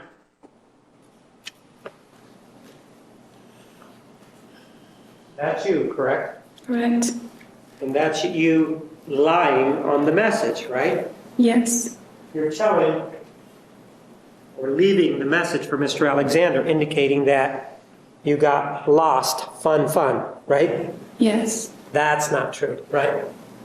That's not true. Asking him or talking to him about coming up to visit you up in Wairika and doing some of the things that you mentioned, that's not true also, right? No, that was our plan before June 4th. That was the plan before June 4th, but you're talking to him or leaving the message for him indicating that, you're sorry you couldn't stop by, but you guys can make up for it when he comes up to visit you, right? Yes. That's a lie. Yes. And all of these lies, man, are meant for your benefit so that you can escape responsibility. I don't see how that's to my benefit, but I don't know what you mean by benefit, but yeah, so I could escape whatever for the time being. Well, now that you keep saying for the time being, you would have been happy to avoid the consequences for a lifetime, wouldn't have you? I can't say I would be happy, but I You would don't have know. preferred that though, right? Junction relevance.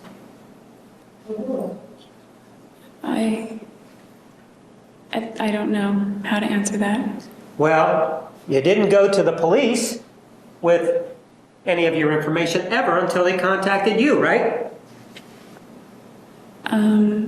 I think I initiated the contact. Oh, so you're saying when you called the police, you told them the truth? No, I'm not saying that. You would have been satisfied to avoid any responsibility for the killing of Mr. Alexander, wouldn't you? I don't know if satisfied is the word, probably relieved for the time being. Okay, you would have been relieved to avoid any consequences for the killing of Mr. Alexander, correct?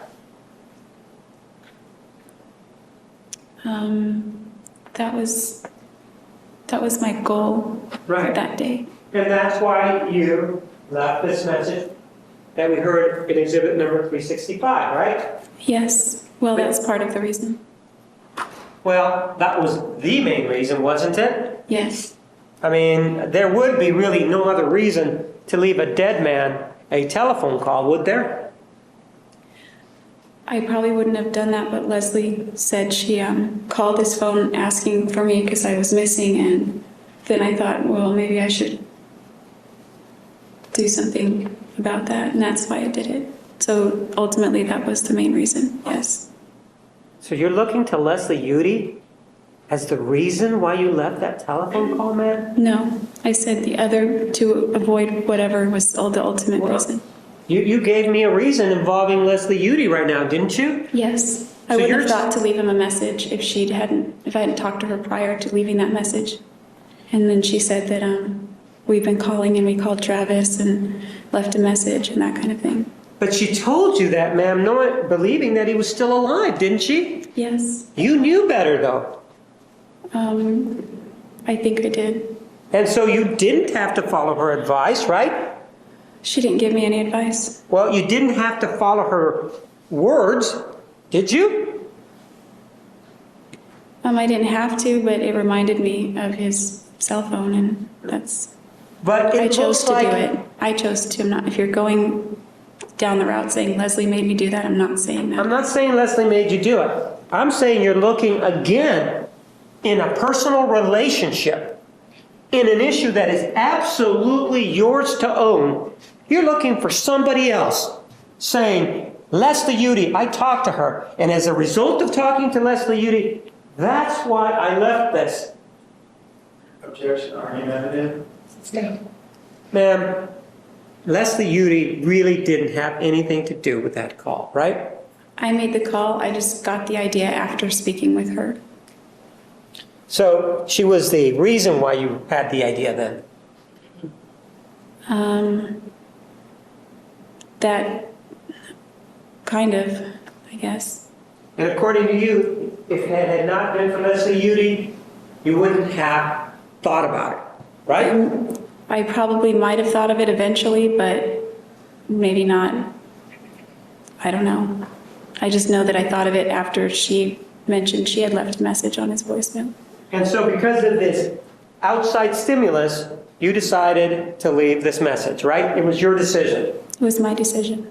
Just like visiting Mr. Alexander was your decision, right? Yes. On June 4th of 2008, it was your decision, right? Yes. Even though you told us before that he guilted you, that really wasn't the reason that you went. You wanted it to go, correct?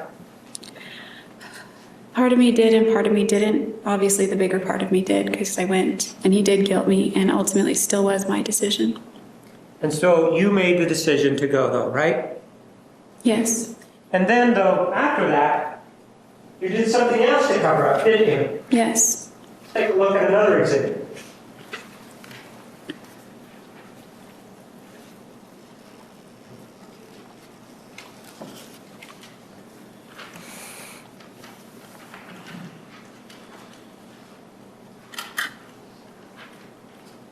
Take a look at exhibit number 504. You recognize it? Yes. It's a text message that you sent, correct? Yes. What's the date on it? The 6th of June. Pardon? June 6th, 2008.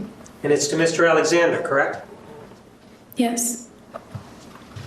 And again, the hours are off by 7, correct? Yeah, I didn't look at the hours. Well, why don't you just take a look at the hours just so that we can make sure. Okay. They're off by 7, correct? Yes. Look for the emission of exhibit 504.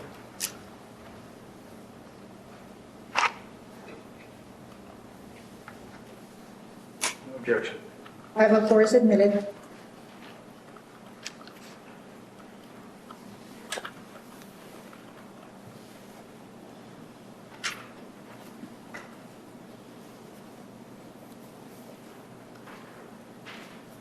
Let's take a look at this text message.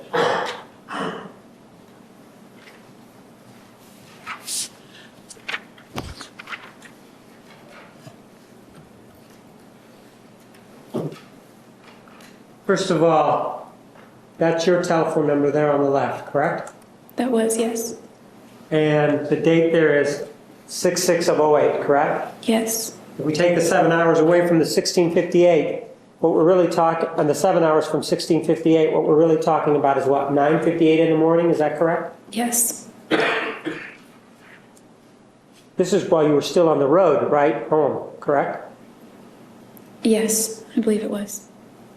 And why don't you read to us what the message is that you left for Mr. Alexander. Hey, I need to know when you're going to deposit that check. And you were referring to the check involving the car, right? Yes. The check that you know was uncashed in his desk in his office, right? I didn't know where it was, but I figured it wasn't cashed. Now, in fact, there was a conversation that you had with the detective where you talked to him about the uncashed check, correct? Yes. So you knew it was uncashed, correct? By the time it hadn't cleared whenever I talked to him, I knew it was uncashed. But another thing that you knew on this date is that Mr. Alexander was dead, didn't you? Yeah, I think I And did. you did that again so that you could cover up what you had done, right? Yes. Because you did not want to be faced with whatever consequences were involved, right? I was afraid of the consequences. And because you were afraid, that was a good enough excuse for you to send something like that. Restate. The reason that you gave to us that you were afraid, in your mind, even though the fog had lifted or there was a fog that was involved, you felt that it was okay to send this message. I didn't feel it was okay. It's not like that. So I guess that would be no. Well, then why are you sending it? Are you sending it so that he can reach him in the grave or what?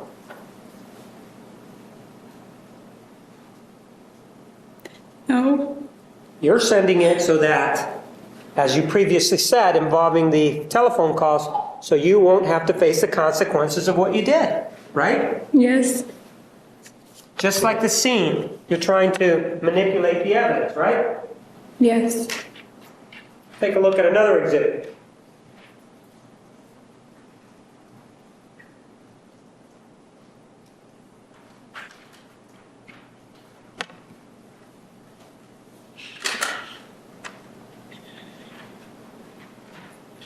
Exhibit 505. Do you recognize it? Yeah. And that's an email, right? Yeah. Sent by you, right? Yes. Sent to Mr. Alexander, right? To his email. And what date and time was it sent? Saturday, June 7th, 2008. What time? I'm sorry, 10:21.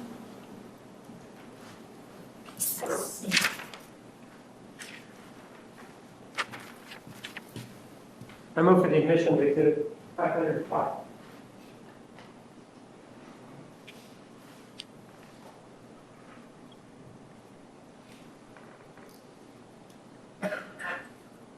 No objection. 505 is admitted.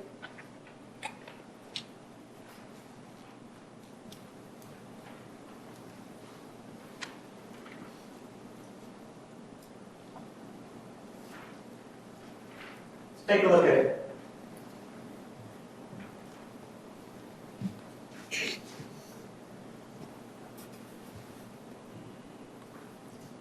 It's from you, right? Yeah. And you've already told us the date and time.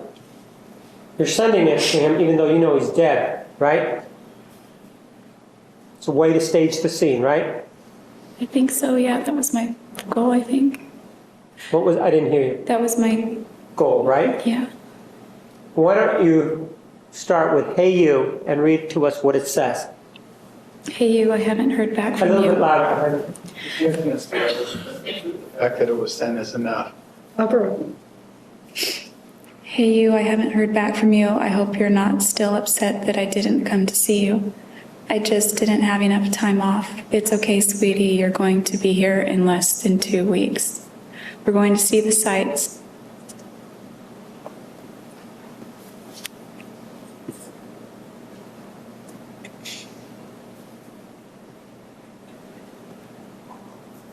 You also write, check things off the list and all kinds of fun things, right? Yes. You say Oregon is beautiful this time of year. Yay, be happy, correct? And then you say, anyway, I wanted to let you know that I'm thinking about pushing my visit up to next week, but it depends on my budget, so I'm not sure yet. I know you'll be in Cancun, but I'll probably crash at your house in your cozy bed anyway. Eat some of your oatmeal and frozen dinners, you know, the usual joke. I know you said the door was always open, but I wanted to give you a heads up. If for any reason that won't work, let me know and I'll make other arrangements. Your house has always been my second home, although it's a bit more lonely without naps around.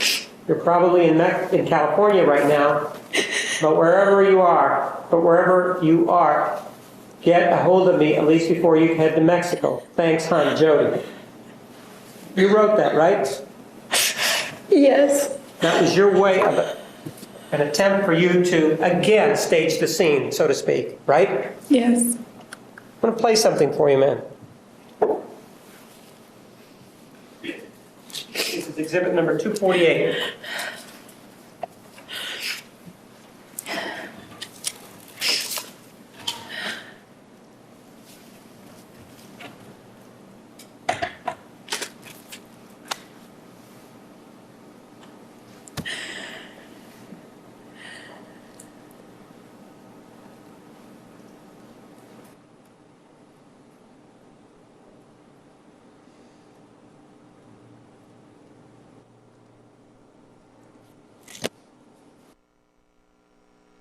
No jury is going to convict me Why not? because I'm innocent, and you can mark my words on that one. No jury will convict me. That's you, right? Yes.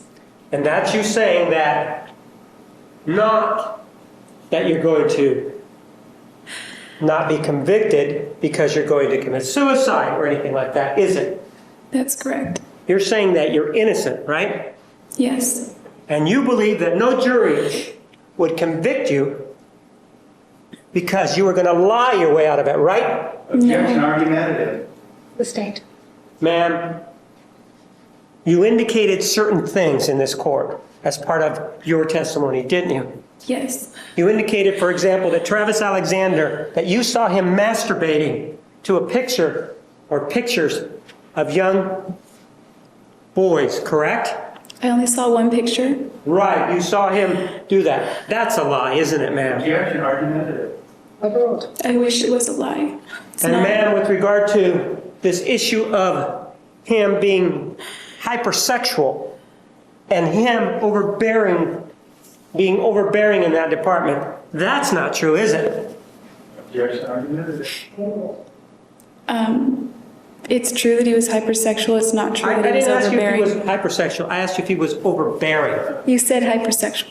All right? Let's go with overbearing then. No, I don't think he was overbearing. And in fact, you gave as well as you took, didn't you? Objection. Calls for speculation. The state. You were in it to the same extent that he was in the activities, right? Objection calls for speculation. Rephrase. Ma'am, for example, we saw some of the text messages that you sent to him, right? Yes. We heard some of the conversations that you had with him, right? Yes. You indicated, for example, I don't need to go into all of them, that you wanted to sexually blossom. Do you remember that? Yes. And you remember specifically saying that you wanted a facial. Do you remember that? Yes. So you were enjoying the sex, weren't you? Yes. Mostly. Yes. And yet, you came in here, and for days upon days, you told us how uncomfortable they made you feel, right? Only those times. We didn't talk about all the other times. And ma'am, additionally, you talked about how he was physically abusive to you during your testimony, right? Yes. And you said, for example, that in March, when you were going to move to Wairika, that he hit you on the freeway, right? Yes. But we took a look at your journal entry. Do you remember that? Yes. And your journal entry speaks otherwise, doesn't it? It doesn't speak of the incident. No, it spoke of tenderness. 3 soft kisses, doesn't it? Yes. And involving the allegation that he kicked you and did something to your finger. Do you remember that? We also took a look at your journal. Yes. And in that journal, That journal indicated that on the day that that was supposed to have happened, nothing noteworthy happened. That's what your journal said, right? Over the span of those 4 days. Yes. Right. And on January 22nd, when you allegedly saw him in this masturbatory conduct, that's also when you wrote in your journal that nothing noteworthy occurred, right?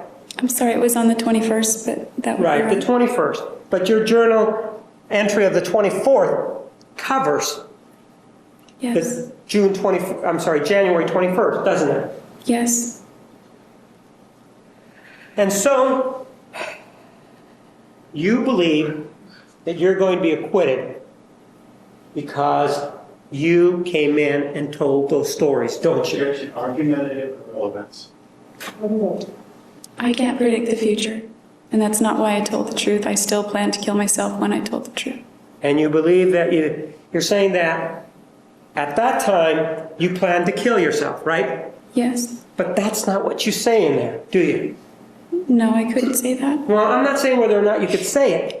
You started your testimony on direct examination by saying, those are the bitterest words I have ever uttered. Do you remember saying that? No, I said they're probably the most bitterest words I will ever eat or something. Right, and so you have a very good memory as to what you said about that, right? Yes.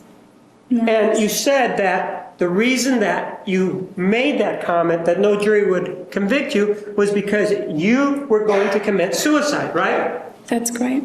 But in this clip that we saw, you actually say it's because you're innocent, right? Yes, a first-degree murder. I'm innocent of that. Yeah, it does say that you did say you were innocent, right? Yes. Even that's a lie, isn't it, ma'am? Not how I was meaning it. What's that? Not. Objection, argumentative. Rephrase. Isn't it inconsistent, your testimony, isn't it inconsistent with what this particular exhibit, 248, what you say in exhibit 248? Objection is the law. That's not accurate in self-defense. Approach.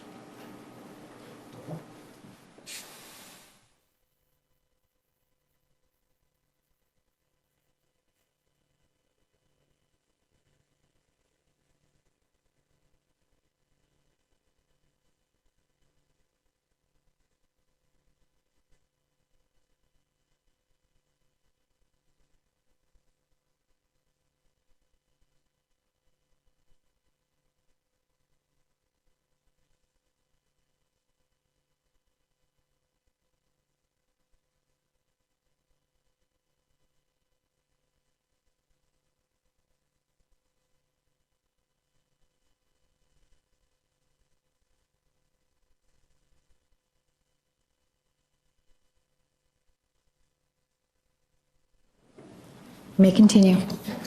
Objection overruled. In this exhibit 248, you heard yourself, right? Yes. You said, I'm innocent. No jury will convict me, right? Yes. Whereas when you started this direct examination, your testimony, you said, the reason I said that no jury would convict me was because I planned to kill myself, right? I said I planned to be dead, yes. Because you were planning to commit suicide, right? That's correct. Those are two different stories, aren't they?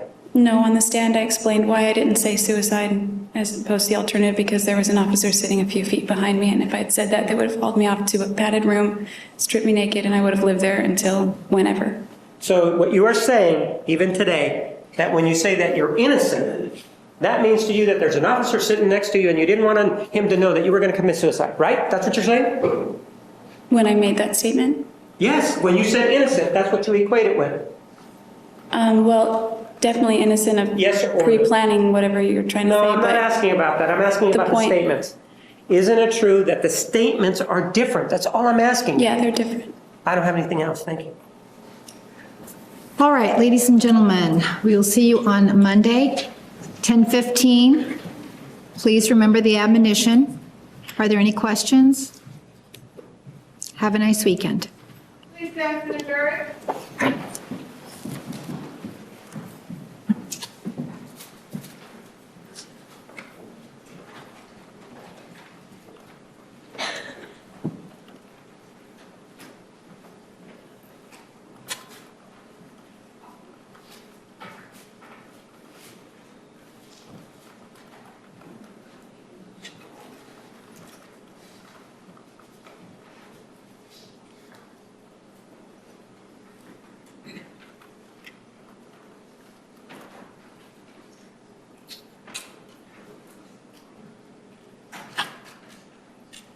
So the jury has left the courtroom. Ms. Arias, you may step down. We are in recess. We do have a hearing. If you don't plan to stay for the hearing, I'm going to ask that you leave the courtroom.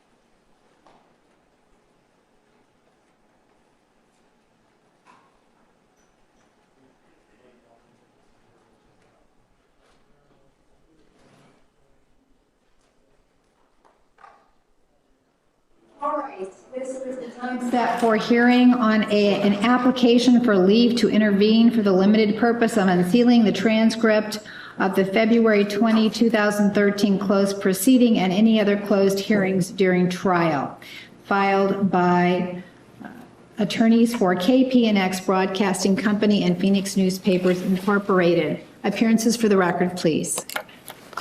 Juan Martinez on behalf of the city. Kirk Nermy and Jennifer Wilmot on behalf of Jodi Arias. Good afternoon, Your Honor. David Bodney, and with me, Chris Meeser, on behalf of Phoenix Newspapers, Inc. and KPNX Broadcasting Company. Good afternoon. I received your application this morning. The attorneys also have received a copy of your application. What is the state's position? I'll leave it to the court's discretion. Mr. Nermy. Judge, I have reviewed the application. I would cite the court as we had in previous proceedings. As to Estes v. Texas, there is a right to a public trial, but it must be weighed against the rights to have a fair trial. And given that, we believe that the rights, the things that are discussed in those chambers and at bench conferences, et cetera, help facilitate her receiving a fair trial, and the dissemination of said material would interfere with that. I believe that the attorneys for Phoenix Newspaper have not put forth anything that really would demonstrate to the contrary. Having spoken first, I'm not sure which assertions they would make. However, it has been their consistent position, I guess, or to seemingly ignore the fact that this is a death penalty case. More process is due than less, citing the court to Lockett v. Ohio, 408 U.S. 586, and Woodson v. North Carolina, 428 U.S. 280. So we have not only an instance where we're talking about fair trial, but we're also talking about fundamental fairness in sentencing in a death penalty setting. That fundamental fairness as it relates to trial and sentencing is eviscerated if crucial information that must be discussed amongst attorneys and the court is somehow publicized. That would, again, interfere with her right to a fair trial. The benefit to the right to the fair trial is really held by Ms. Arias, not by Phoenix Newspapers. This is a trial, not a television event.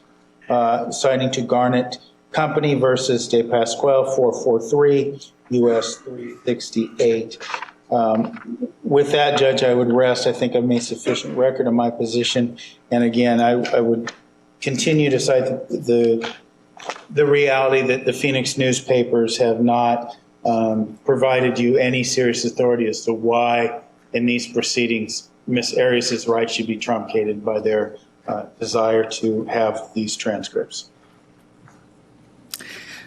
Mr. Bodney, do you have anything you'd like to add to your written pleading?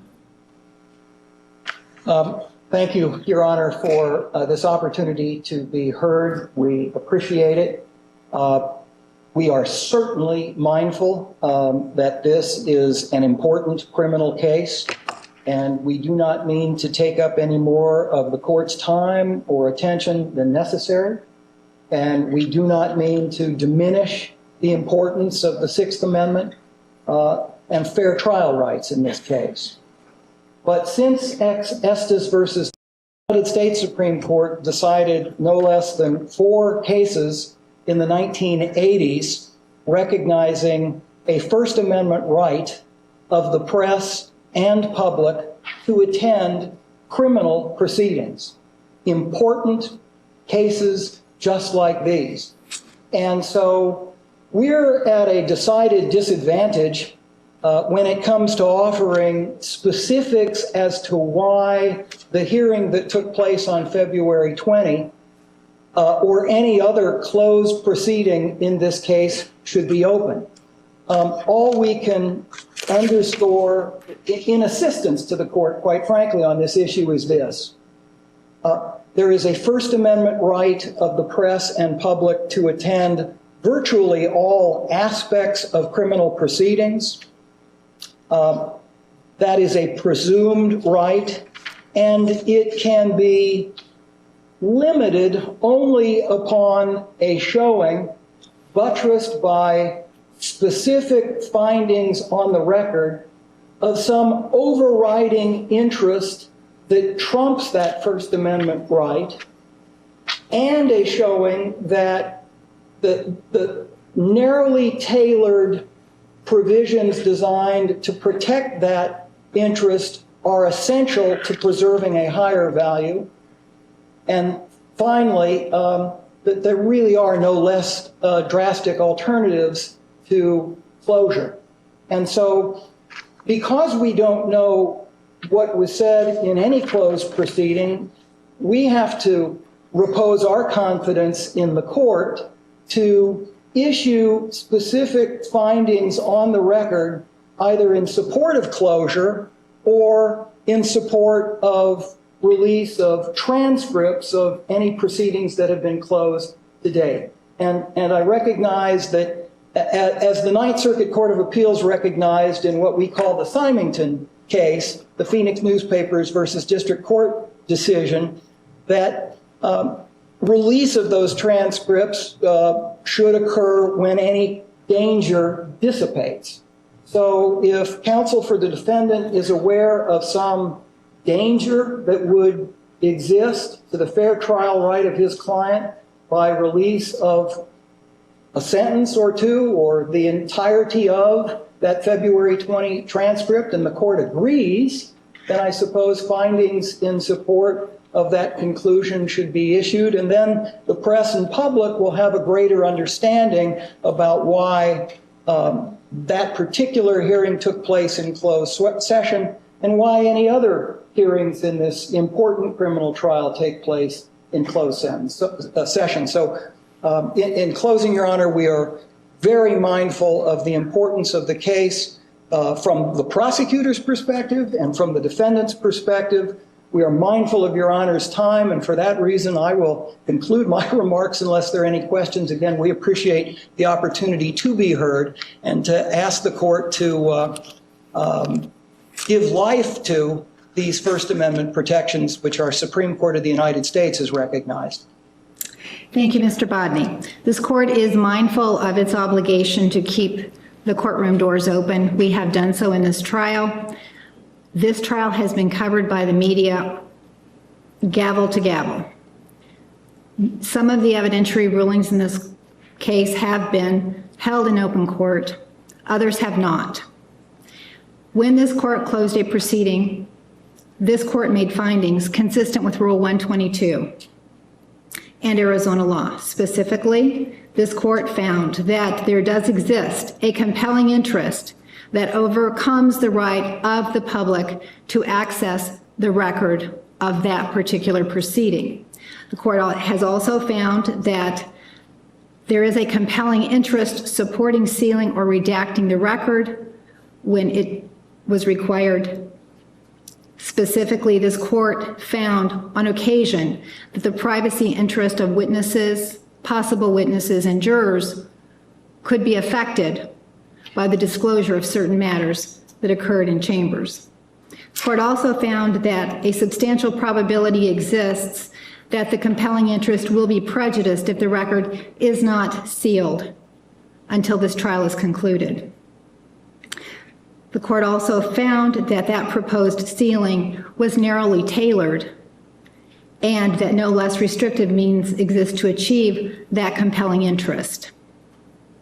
The court also found that dissemination of materials and information that was exchanged during the in-chambers proceedings would affect the defendant's right to a fair trial because of the intense media scrutiny in this case. Dissemination of certain matters discussed in those in-chambers proceedings could affect the strategy and the evidence presented in this case and could affect the testimony of potential witnesses. For those reasons, the court has chosen to seal certain portions of this case. Certainly nothing that was heard by the jury, but certain evidentiary matters and other hearings. So the application for leave to intervene for the limited purpose of unsealing the transcript of February 20, 2013 is denied for the reasons stated. Some of the in-chambers proceedings were not sealed, and if there is a specific hearing or a specific request, this court will consider that. But I believe that most of the in-chambers proceedings were sealed at the request of the defendant, and there was no objection from the state. And as I said earlier, this court made specific findings that sealing those specific proceedings was necessary and in the public interest. So, is there anything else, counsel? No. Your Honor, just the only matter not related to this simply deals with exhibits. Since we are beginning to redirect, my understanding is the counsel for the state still has one exhibit checked out. We'd like the opportunity to have that returned so we can check it out in preparation. Mr. Martinez? And he discussed it with me 5 minutes ago, asking whether or not I had another exhibit. I indicated to him that I did. I would return it tomorrow, so I'm not sure why that's becoming an issue. Want to make a record of it. Counsel approach, please.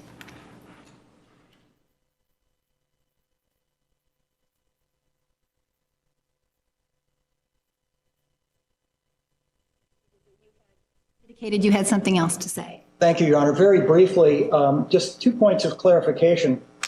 I thought I heard Your Honor say that the application was denied for the reasons stated. I would hope that the application for leave to intervene, based on the standing that my clients enjoy, would be granted, but that the relief requested today be denied, recognizing that we have a standing request for copies of those transcripts at the conclusion of the trial or whenever the reasons for their closure dissipate, if sooner. All right, I will grant your request to intervene, and I believe it would be appropriate for those transcripts to be made public after the trial has concluded. So if that clarifies my ruling? It does, Your Honor. Thank you. I would take issue with that if there is a death sentence imposed, there is an automatic appeal, there's automatic post-conviction, there's many habeas issues that could arise. I don't think an automatic unsealing dissipates any issues related to those possible proceedings if the sentence is death. So I would take issue with the court going that far at this point in time. All right. I will give defense counsel an opportunity to indicate any specific proceedings that you are concerned about, and this court will take up the request of the intervener at the conclusion of the trial and make a determination of which proceedings should remain sealed and which may be provided. I would then ask for, if at the end of this trial, Phoenix Newspapers is making such requests, if they file specific requests with me in advance, so we can take it up, so I can take a look back at what these things are. Yes, most of them would require a transcript, I think, from a court reporter because those proceedings were not conducted in the courtroom, so there would not be an FTR record. We would need a record from a specific court reporter. So, Mr. Bodney, if you had a specific request for a hearing on a specific date, you would need to give us enough time to have a transcript prepared so that we can all review that and make a determination. And Your Honor, I guess we would like to make a standing request for the February 20 hearing. And if there have been other closed proceedings at which issues in this trial have been decided, we would request access to them. Obviously, we don't know what was said during those closed proceedings and therefore can't be any more specific than that. All right, Mr. Babick, he is the court reporter for that particular hearing. I will request that he prepare a transcript so that all the parties can review that specific proceeding. Is that the only one you're concerned about now? It's the only one I'm specifically aware of now, though I understand there to have been others. All right, I can't tell you when that transcript will be ready. He has many requests for transcripts, and it will be in line with all of his other requests. But I will pass that along. All right. Appreciate that. Thank you, All Your right. Honor.